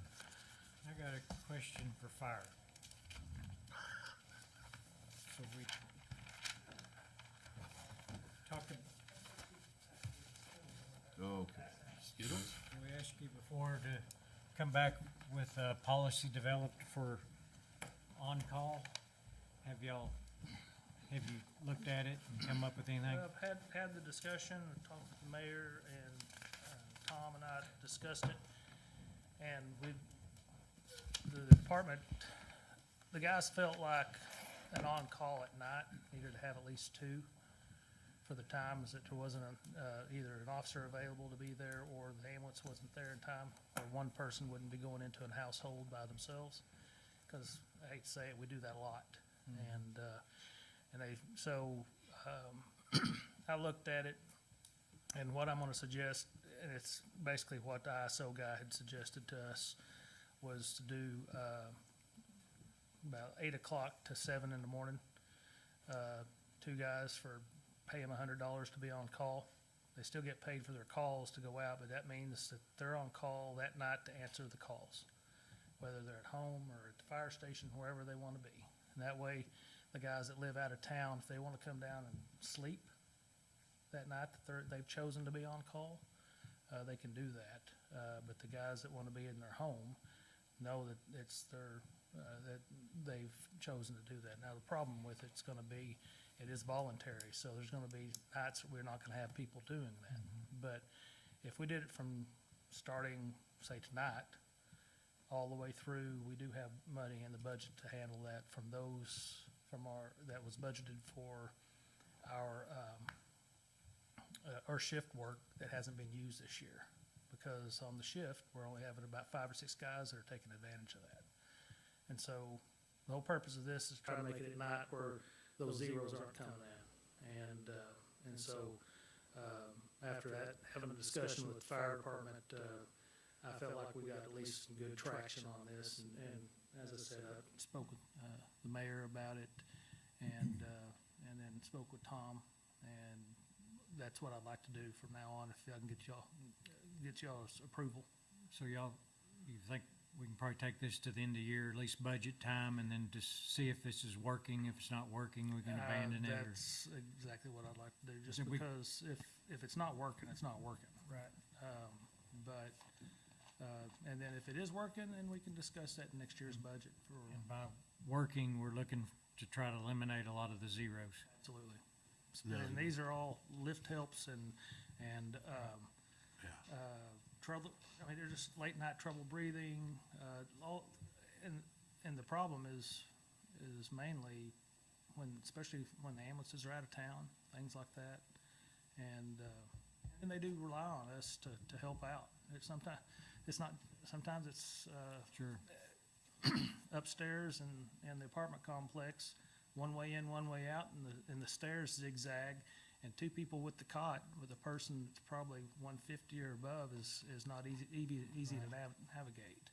And so it'll help with that also. But I think this is something that, So your policy would be out of town, they have the option of coming in and spending the night, yes, which you can legally do because you got sprinklers now. Before, that wasn't yeah, I didn't think a about legal that, but you're right. consideration. Yeah. Another. So You they gonna can need do to that. put food and stuff in there for them, or have them bring a No. Lunchbox. We ain't paying we're not buying their food. If a person wants to come stay overnight, I mean, my thought is they're gonna be sleeping. If they wanna bring some snacks, they better clean after themselves, so, but, no, we won't provide any. So these 2 guys, if they can get it to go, are we gonna, huh? Then they're not on call. If they're actually employed in the building, Yeah, they're out. If they're home and you can call them at any time, then they go on call, they get paid $100, and then if they go on a call, they get paid the hours they're actually there. But if you house them at that station, that's a whole different, you need to be looking at the wage and hour laws on that. So can you kind of refine that? well, I can try to refine it, but I think it's gonna cut out about half the department, because half our guys live out of town. And they were like, well, I'll just come down there and sleep, and I'll be on call. So you're saying if they come in here to sleep, you have to pay them hourly? I'm saying you need to look into that, because that's it's no longer, the only restriction you would have on an on-call, we have it all the time, that you're at home. You just can't go outside a certain radius, there's other things that we restrict you to do, so that's why we pay you the $100.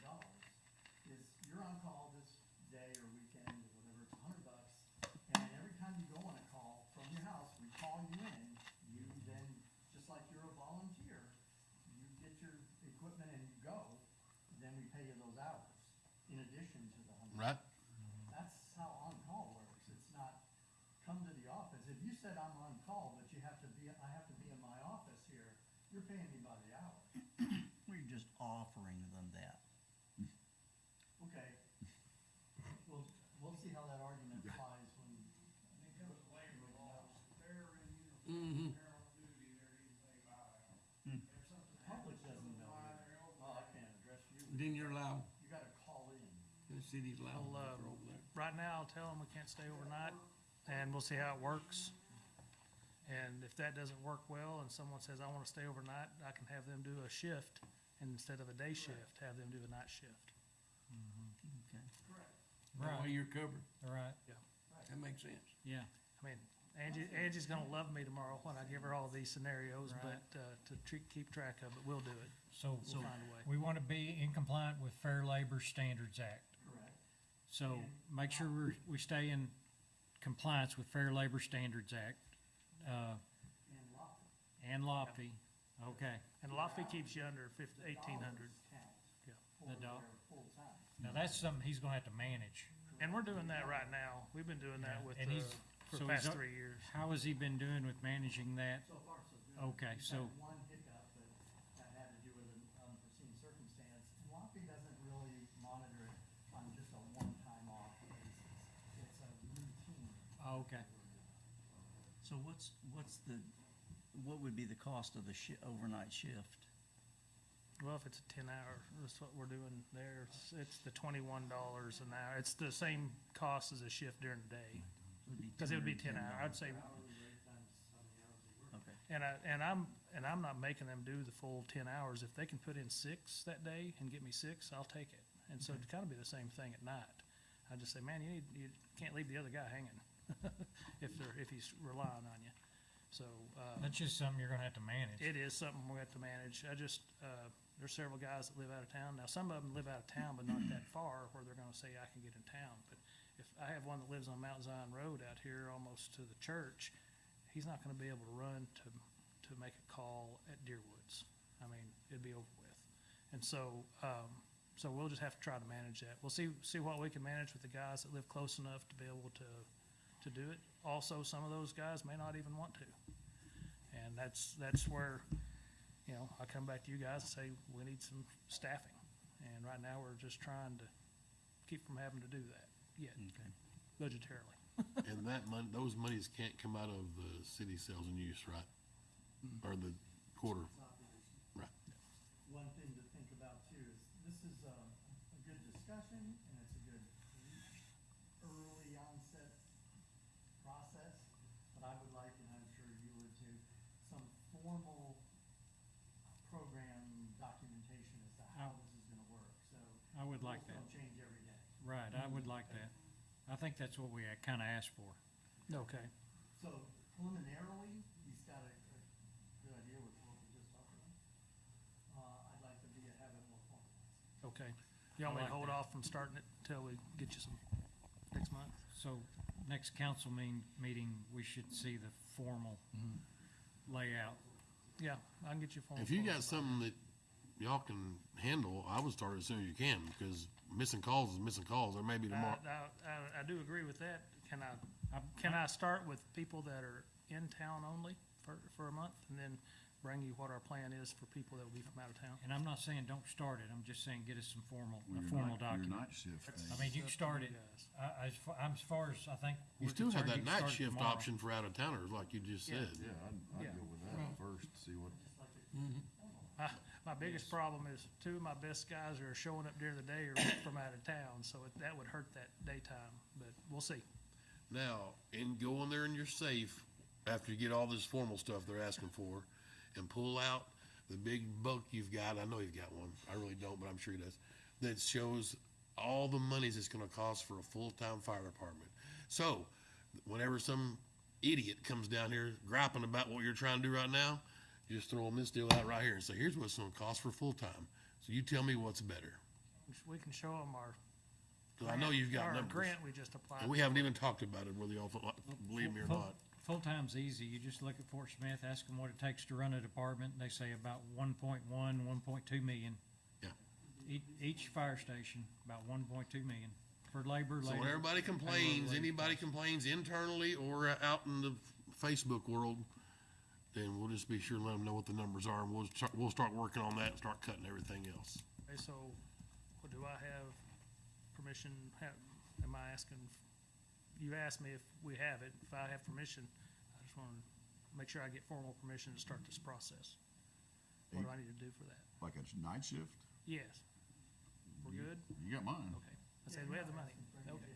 Yeah. No, I'm not. Yeah. You got the money there. It's It's there. yeah. Just make sure the HR gets the policy. Oh, She wasn't even listening, thank goodness. Yeah, she's. Thanks, chief. All right, I got something else. okay. I don't know, streets maybe. I don't know if it's streets or water or sewer. Somebody caught me over here at the Masonic Lodge the other day and asked me what what was going on, what's Greenwood doing down at the fair barns? And I said, I don't know, who is it? And they said, just Greenwood workers and trucks and stuff. And I said, I don't know, so is that y'all? No, I don't think so. I think it might have been Water Sewer Commission. Well, no, but I think it might be Forsgren. Forsgren Station is up there. They're on the Nashville Street, that, they're using the fairgrounds as their base. So they're having dump trucks come in, they leave their equipment there at night, got their porta potty there, so I'm not, City truck might have been visiting the construction. I wasn't hauling anything up there. what's that? I wasn't hauling anything up there. We hauled for the rodeo, we took some dirt and some gravel up there for them. We spread out that gravel, and then we took some material up for, the Fair Association as well. But not like, I mean, maybe I think that's what. not a full day or anything like that. We didn't have anybody up there all day. Okay, what are we doing for them? We hauled, a load of gravel out of our yard, and we hauled a load of dirt out of our yard for the rodeo before that happened, and then we smoothed the arena out for them. We already brush hogged up there. It butts up against those houses, and if we don't keep on it, those people are not happy. And so, and then we dumped, I don't remember exactly the tonnage, but, and they paid, the Fair Association paid for the, crusher dust is what I was trying to think of, that we hauled for them. They reimbursed us? Yes, no, they paid for it up front on their own account. Okay. Did they reimburse our labor, No, the fairgrounds? no, neither the So fair, street didn't do work for them? other than hauling that, Because, you know, just so we do not get in trouble with the state on our restricting it's restricted funds, even labor from street. And we have to have entity pay us back. yeah, for that. we didn't charge for the materials, they paid for the Right, materials. but it's the labor is the deal, and city resources. Even that minuscule. For a We can nonprofit. get in trouble, yes, it does not matter. We have to have, that's why we have to have those contracts with all those nonprofits. Yeah. Not for street, just for anybody. Just Right. the city. It doesn't matter if they're nonprofit or not. But street specifically is state aid, and it's extremely restricted. So we gotta be careful when we have street labor for anybody. So how many hours do they work there then? So we need to calculate it and Okay, just we can have figure somebody that pay out. us back. Yeah, we'll use the FEMA rate, and we can do Yeah. that. And by the way, Jeff doesn't need to be under the bus here on this. Anytime that's happened, that goes through me. Whether it be the fair board or the rodeo, what are they called?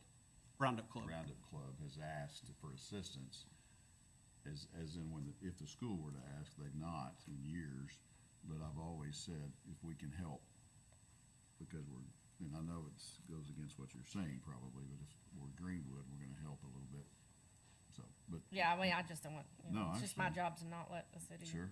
just make it known that But we're supposed to. that's never been his, I've authorized it, I guess is what I'm trying to say. What about on culverts? When we do the city install culverts for residents? They pay for the culvert and it's street related and drainage related, so that's not a problem. That's for us in our city. It, it's not their backyard or, well, it may be for drainage, but, yeah. But And it's some part of of our the- street. Yeah. Well, they don't get it before it's, oh, okay. I was talking about the labor side of it. And another question, it may be, maybe not you, and maybe finance. The other night during our financial review, I was kind of shocked a little bit by our fees on our light poles that were,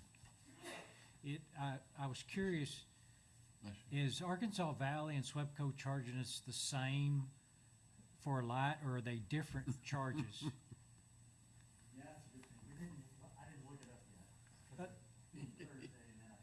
That's all right, it just, I'll look, I mean, they should be roughly about the same, but I'm not, I mean, they do have different rates, it's a flat rate. well, it just but seems. they have different rates for residential, for commercial, and for the streetlights. It's I'm just totally wondering if different. they're comparable, What are you gonna because do if they're they not? aren't comparable on the solar farm. What are you gonna do if they're not? Well, it may be that we have to just start setting lights and metering them. It may be cheaper just to meter them and run a little string of lights. I don't, that may be, Backyard where, pool. what are we paying for the trail? Cause we,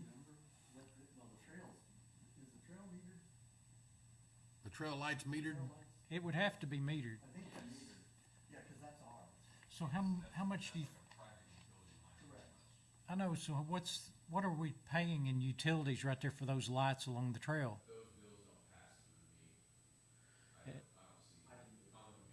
I'm just curious, like the trail, how many we're paying, how much those are costing us a piece, and if they're somewhat comparable to what's hanging on the pole out in front of my house, or if Arkansas Valley is just raking us over the coals on, just like they love setting them. I think they got you, because I think they have us, unfortunately.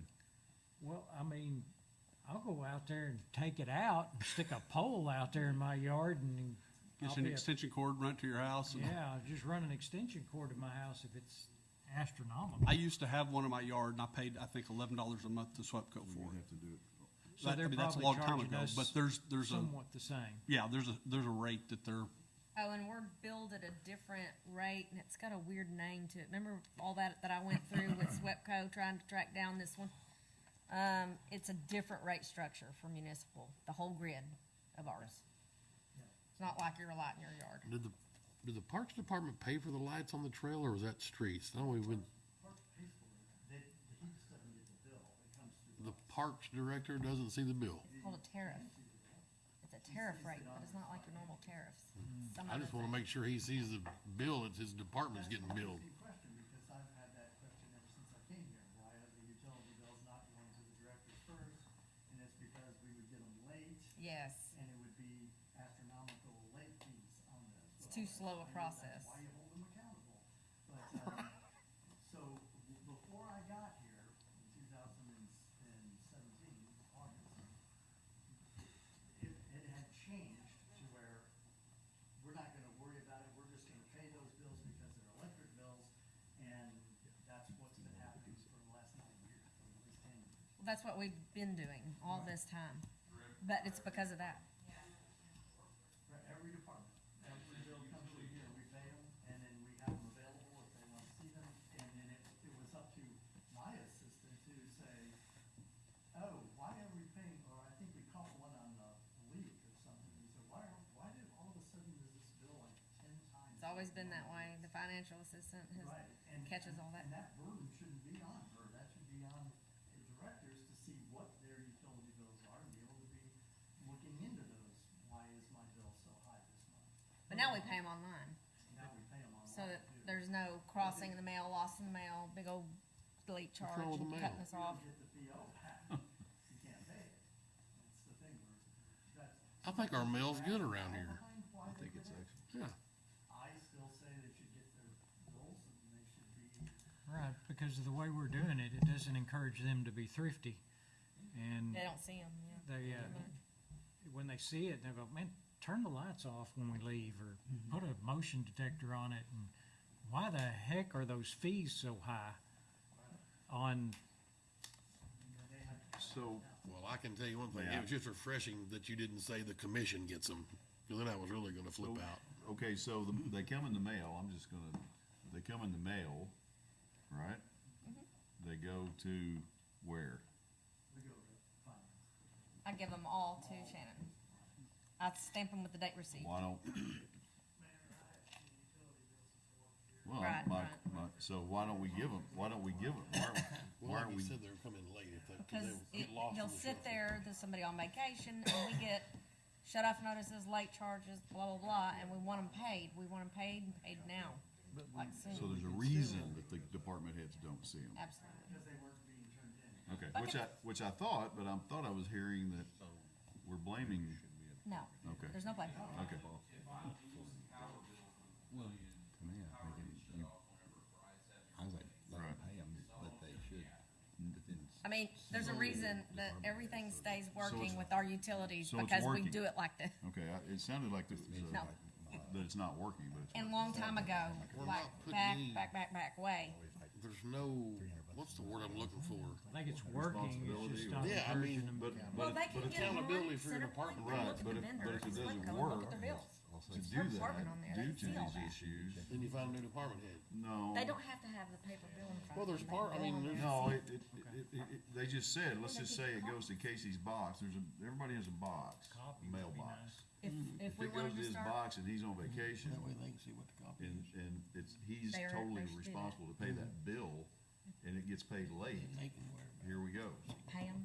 So, I mean, I see what you're saying, responsibility, but if the process that's in place now is working to The police make it, department saw it, it's kinda like they it does see a take some fuel bill- responsibility fuel off of bills, them, obviously. And then Brad says, quit idling your Huh? cars. Scan them in and email them to them. Right, that's my, We pay all of our other yeah. issues, but like the electric, I mean, our positions are not to just sit there and pay bills all day like finance is. That the money and the processing, that's their stuff. A lot of us are doing projects or handling employees or whatnot. Right, We are paying other bills. I was a department head one time, I have a suggestion. I don't think I'm saying that things aren't working, that No, they're no, working absolutely not. fine. I'm just, if Brad didn't see his fuel bills, he wouldn't tell those police officers, quit idling those cars so much. And Brad's being thrifty. If Brad saw a copy of his electric bill, he might, and could compare it from month to month, he might be thrifty in another way. of course, the good thing And- about, sorry. And anyway, he's doing a good job. Well, he's got but he's got a great building that every light shuts off when you walk out of it. Well, too. that- Yeah, but it's not cheap. That building's not cheap to No, he's keep got a alive. lot of lights. And heat and air and all that, high ceilings, blah, blah, blah. Mr. Tedford, if I may, was known as Mr. Lightbulb back in the day. And you He got the would paper walk around and clip turn award. everybody's light off, You whether got you're paperclip in, award or whether something. you're in your office or not. We should start giving copies to all the department heads of their electric bills when they're paid every month. I think that would help. Scan them in and email. Scan them in and email them to them then, maybe. Yeah, so there's no paper. Well, I just think he needs to see them. Oh, they all need to see what they're. How about I do it? How about when I get them, I scan them in? Well, didn't you say? Michelle can that- do it.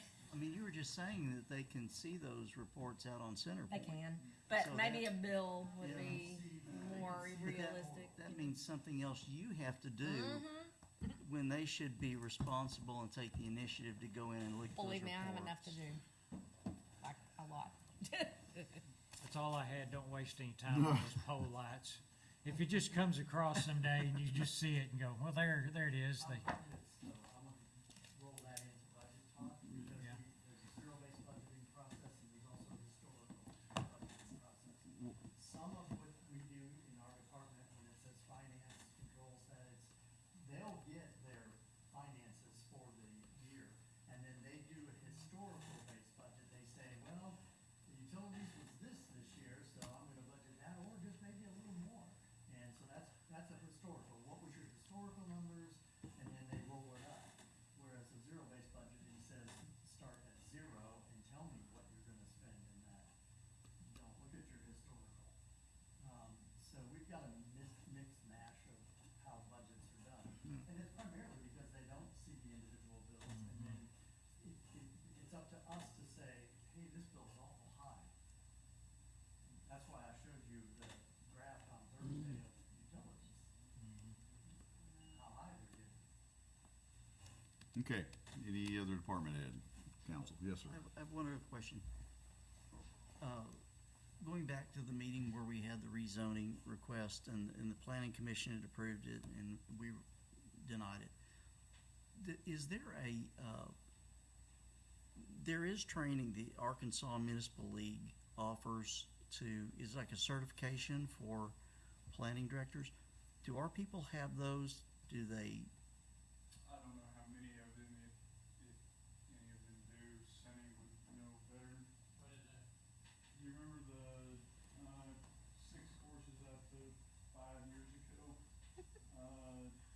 Over planning commission, procedures and training. It was through APAC. They were like every 3 months.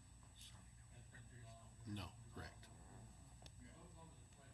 Well, I guess I was just thinking about their approach. And the thing that I thought was unusual was that they weren't looking at the I-9 as a permanent, the I-1 as a permanent rezoning.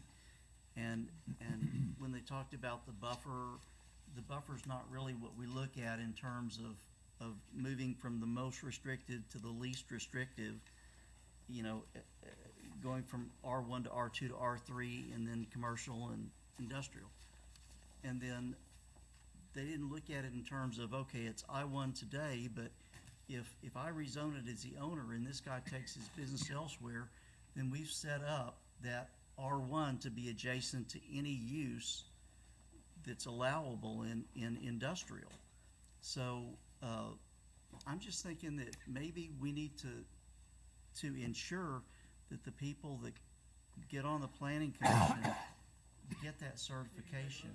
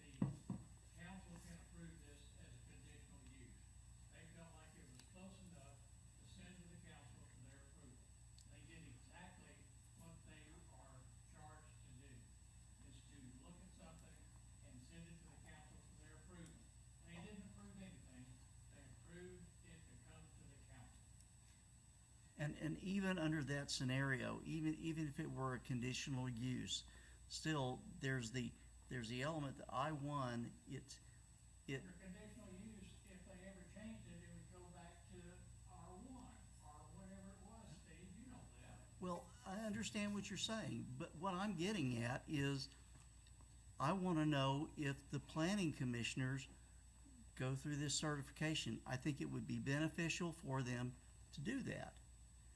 And I would like the city to consider that, because when you get on the planning commission, there's a lot that you guys know that they don't, and it would make them feel more confident if they approach this with a perspective that training gives them.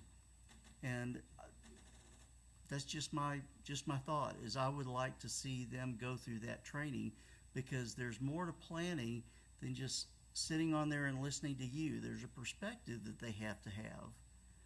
And I just was curious, do we have them? I thought we did that at one time, did we not, Sonny or Hunter? I mean, Some of them that went through it in the past, I've got some members now that haven't. Basham did, you know, of course, Robert McKinney was excellent in it, but, you know, if that's the direction you want me to, go with the planning commissioners and have them, you know, go through, some kind of training, you know, fine. I think it's a good idea. I'd like to see that too. We require training for all these other departments, fire, police. I know on the Water Wastewater Commission, they had to do some training for the Act, I don't forget what it was, 304 or something like that. 605. 605, there you go. It was close. But I think from the perspective of planning commission, you sit there, you offer your time to be on the planning commission, but there are things you just don't know, and you learn them on a case-by-case basis. Whereas if you went through the training, you have kind of a universe of thought related to that. And when you come and explain something to them, they have a context from that training that helps them understand it and feel more confident in it. That's just my 2 cents. Question, yeah, yes, sir, Chief. I was just gonna discuss it on just for a second, a request I made with Jeff, that I don't want him to get in trouble. We use the upper parking lot of the fairgrounds as a landing zone for the helicopters. Yep. And, it was kinda rough, and I asked Jeff at some point, could they go up there with their roller and roll it out, and then us put a big old red helicopter landing zone spot on it, and I don't want him to end up going up there and then someone accusing him of using our equipment on their place. So, I just wanna make sure y'all know that I've asked him to do that, if that's okay with you. I don't want him to I don't want somebody to get in trouble with the roller up there that says Greenwood, or Greenwood City. Evidently, somebody's watching. That has become a primary landing zone, Yes. hasn't it? Yeah, we, it's just so easy to block both sides off, keep everybody out of there. The power lines are a long way off, and so now all the different, say that Aerovac and, Mercy both have those coordinates. All we have to do is say that's the landing zone, to the point of even when the call is coming from outside of Greenwood and the ambulance says, hey, this is gonna go somewhere besides Fort Smith, they'll page us out, set up the landing zone and land there, and then send them to Oklahoma City or Joplin or Little Rock. So, By doing that, by maintaining that a little bit, it keeps our guys safe, because our guys are the ones that are, 100%. So- 100%. So anyway, I just don't want them getting in trouble for rolling that out. And I figured I'd at least let you know why I've asked them to do that. I think it's a little different in the sense, if it's asking you, Ms. Clerk, we're doing something for ourselves. Yeah. But on property of. And I guess technically the fire would just pay some minimal amount back to fire fund, back to street fund, to show the auditors that we did it. Yeah, we have done departmentally. We keep that going because we know that's required. Okay. So whatever that can be figured as. Yeah, and the watchers can just make their own stories up, but we know what we're doing. And they will. Yeah.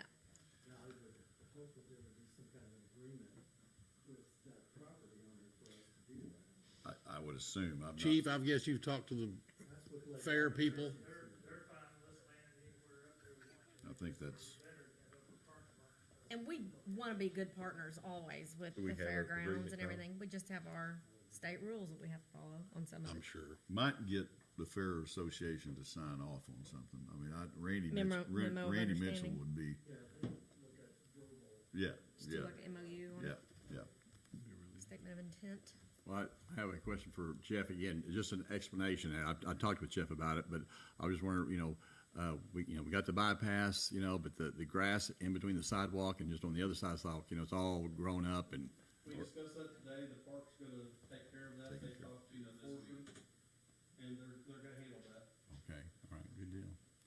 For now, for sure. We're gonna be talking to RDOT. We don't want RDOT to slow down, Forest Green to slow down what they're doing to get everything keeping on, but to make it nice for school starting and all of school, but then we'll be talking to RDOT about it.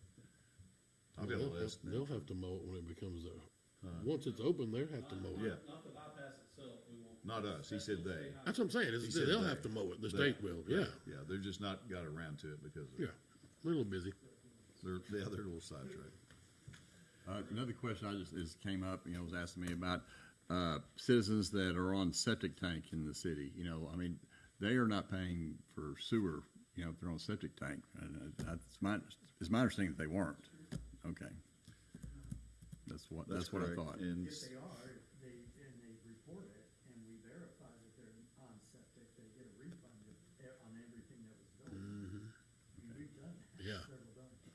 Well, that's, There are people in the city that are on, pump systems that go through a grinder pump and pump into our sewer system when they are not able to physically gravity feed to our sewer.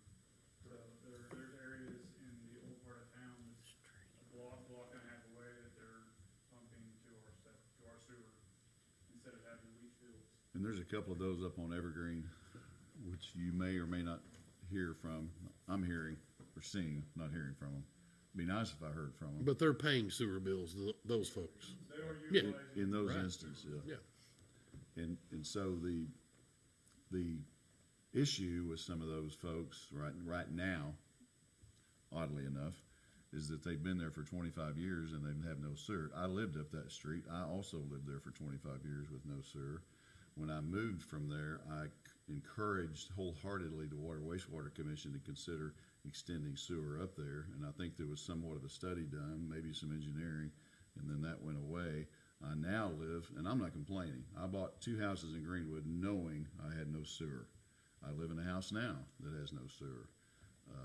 So you didn't ask this, but and I don't think this is where you were headed, but that I would love for the Water Wastewater Commission to consider, and they have, but not wholeheartedly, I like to use, putting sewer or making sewer available to citizens of Greenwood who do not have it. Not everybody wants sewer. I've got a septic tank, knock on wood, so far so good, but when my pump goes out, I'm probably gonna want sewer, because I hear they're very expensive, but I think it's a travesty that for citizens that live in the city limits that don't have the option, but not everybody wants it, so. I'd like to see, and I've been disappointed in them, that there's not a plan. I agree. And you know, that plan, the plan is just a plan. I mean, it may not be funded, but over time, you can start doing a piece here and a piece there. But also, when you have a plan, it affects other things in other parts of the government. Like, so, you know, Hunter's sitting there trying to overlay a water plan, and then a sewer plan, and then a street plan. Well, we know where things should be and where they should go. And I'll say on that, correct me if I'm wrong, anybody, the sewer plan, the sewer model has been promised to the city of Greenwood for 15 years, give or take, at least 10. There's no telling how much They have provided sewer in some places that haven't had it, you know, I mean, up there around, I don't know, Knoxville and stuff. There's a few areas. And as a result, there were those empty lots that were empty for so long time because they wouldn't perk for, you know, septic system, have been, you know, houses have been built on them. So, I agree, you know, more can be done, but they have done some. Absolutely. I didn't mean to say there was no consideration, but I lived on Evergreen for over 20 years, and it was never presented to me. I've lived on Mount, and I've only been there about 6 years now, 5 or 6 up on Old Hackett. I see no plan, and I'm not asking for me. Everybody up that hill, I'd say most people up there don't have sewer, but a plan would be nice. A plan would be nice, and you know, just even having that, it values those lots. It makes them go up. It makes them more expensive. That's great. You start seeing infill. You start seeing people buy older homes and then tear them down and redo them. Right. And it's cheaper because development nowadays is astronomical. And it raises town would be everybody's better property for it taxes. if they would just at the minimum have a plan and then start enacting on certain Yes, sir. pieces. I'd just like to go on record that the developers of each village pay for their own sewer. Yes, sir. And water. And Yes. I'm not saying anybody should get it for free. Because that has been, Right. I've been blamed, I'm sorry, I'm getting too personal. I was blamed for that to happen when, 6 lots, I did 6 lots on Beach Street, yeah. and I run $100,000 worth of sewer line for 6 houses. Yeah. And that's where you get on, when the Sewer and Water Commission, it's no different running to Tractor Supply versus running up the home edition. You still have a tie on to try to repay the citizens back who already paid for their own. You don't want to subsidize them, you know, but if you give them a fee and you run it past their house and then their septic tank fails, and then Travis, the plumber, shows up and says, we're gonna have to tear up your yard and not Travis Plumber, but Travis the plumber. Not Travis the plumber, not Travis. That's a common mistake. I finally introduced them about 2 months ago. They did not know each other. Really? Yeah, it was a neat The moment. Travis. Well, no, there's more people know Travis the plumber than Travis Plumber. I guarantee you. Don't you get calls for people wanting to fix their plumbing? So And I think Travis Hawkins has gotten calls wanting legal advice. probably. And he can give it. And he probably give it to He can him. give it. So, but if Travis shows up and says, you know, you're going to have to replace this, it's going to be $20,000, or you can tie on to Greenwood, and there's a thing coming through, there's $10,000. I do want to say when Teresa was chair, and now we have a new chair, it's Alex. She was very adamant for 2-3 years of getting the sewer plan and the water plan, all of that. Remember, and there are lists there, and I don't know what's all on it, but Is it continuing on past her? I don't know. I don't think we have the sewer model, do we? I don't think we have the sewer, huh? They have a plan of what their future projects. But we Is it don't, I don't think we have that frameworks and sewer plans? model I know we don't. Okay, so that promised sewer model, I'm not blaming anybody here, this is an engineer issue. That's been a long time coming. Do we have a sewer plant capable of taking on that many more customers? Where? It's out here by. So I sat in a meeting the other day, I sat right back there where Sonny is, almost, so I can just sit and watch and not have to participate unless they ask me, but, so that question came up in this last meeting about East Village specifically, and Tim was at the podium, and it was about water, it wasn't sewer, I'm sorry, and the question was asked, to me, actually proposed to me, how long I thought that was gonna build out. Well, that's a Buddy question, that's not a Doug Mayer question, but Tim was water, not sewer.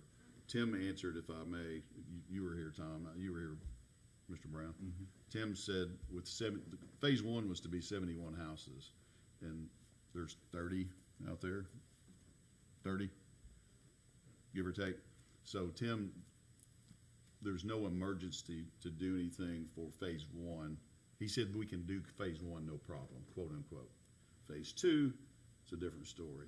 So, but that's water, I'm sorry, that's not. Well, that's even easier than sewer. Yeah, so they talked about it, wanting to know, and they are planners, they're not, I'm not saying the commission does not plan, but, I'd like to see a better one for sewer, for the city, for the citizens that don't have it, but. I'm just saying, does that building have the capacity to take on 200 more houses on sewer? I don't think they have the capacity to do, if that was built out, no.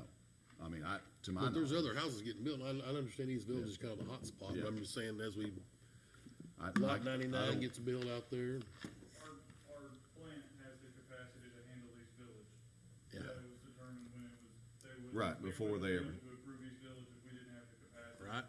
Yeah. An additional 200 houses, I can't speak for that, I just clarify. But we've got to Right, look at that everywhere. I mean, I'm not, probably won't live long enough, but out the other side of my house on 10, as that widens to 5 lanes, that's gonna be our growth.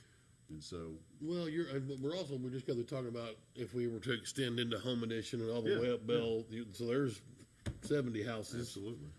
absolutely. It changes the perspective, it changes everything. Yeah. If you go out and do all these homes. And again, I'll state real quick to say, not everybody that doesn't have sewer Wants even it, wants sure. sewer.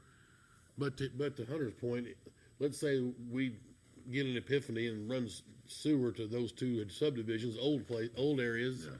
before you get to 100 houses at East Village. Right. Then that do you takes have away. enough to take on East Village? Good question. All right, anybody, other departments heads, anybody? If I just had some questions in there, people's been wanting to know when Nashville's gonna get done. When it's gonna finish. They're just about done with all that drainage work. It turned into more than what you could expect. I haven't even been up there. I don't know what they're doing. Looks nice. Once they get that done, the asphalt probably go real fast. But we have a problem. No, No? Change order? not on asphalt itself. Not on that part of the program. Okay. But to me, if you haven't been up there to Nashville, what they are doing with the With the aprons. looks fantastic to Yeah, me. it's gonna make it a lot better for everybody. You can actually turn with another car there. It won't be black asphalt when school starts Wednesday. It'd have been great if there were sidewalks. Yeah. There's no way, with concrete the way it is. We got a heck of a deal with the asphalt. Anything else, department heads? If not, we'll move right into council forum. Well, unfortunately, I'm just gonna let everybody know that next Monday, I'm out of the Flocks meeting. I had popcorn ready and all that. But my wife is flying in at X&A, and I have to go pick her up at like 6:30, so I'm gonna miss that, and I hate that because I really want to be a part of this deal. But I just want to say, in case anybody's watching or watches later, that I support the flock cameras. There's cameras on every stoplight as well that are keeping an eye on you. The only question you're all probably gonna get from public is what we've seen around the country, and I know it's not happening here, but just some guys abusing their power and watching and stalking their girlfriends or wives or making sure they're what's going on. Obviously, that's not good, and I'm not saying we need to audit our guys to make sure they're doing fine. I know Chief's running a good thing up there, but, I mean, the flock cameras are there basically to catch the child trafficking people. That was what the whole deal was set up for, or anybody that's on the loose. Or when your phone goes off, there's an amber alert or a gray alert or some guy that's whatever on the run. That's what they're there for. If a tag's put on the database and it hits that camera, well, it tells everybody that, hey, this guy's wanted and go get him. I mean, so they're not hurting your privacy. I mean, when you got on the public street in your car, you left privacy. I mean, sorry, in your car is not privacy per se. I mean, you don't mind the camera that's telling the stoplight to go when you pull up in your car. So I mean, I know it's not tracking you, but I just hope people are cool about it and realize that I mean, as far as Greenwood goes, there's not anything bad going on, and don't start blowing this Fourth Amendment junk out because, I mean, if somebody's putting a camera in the window of your house, that's probably invading your privacy. But when you're on a public street, I don't see what the issue is, and they really do a good job. As much as I hate to agree with Will Dawson, I mean, they do a good job. So, anyway, that's my 2 cents worth. I hate that I'm going to miss because I really wanted to be here for this because I like making fun of people and all that kind of stuff. But anyway, that's all I got. Well, good. We'll move it to Tuesday night. Yeah, that'd be fine. Absolutely. Absolutely. I'll bring popcorn. Anything else from anybody on council forum? If not, I would entertain a motion to adjourn. I'll make a motion we adjourn. Oh, second. Dave, second? Who's second? Yeah. Thank you all. Somebody down there. Mr. Mayor, will you please? 800. Yes, sir. Thank you.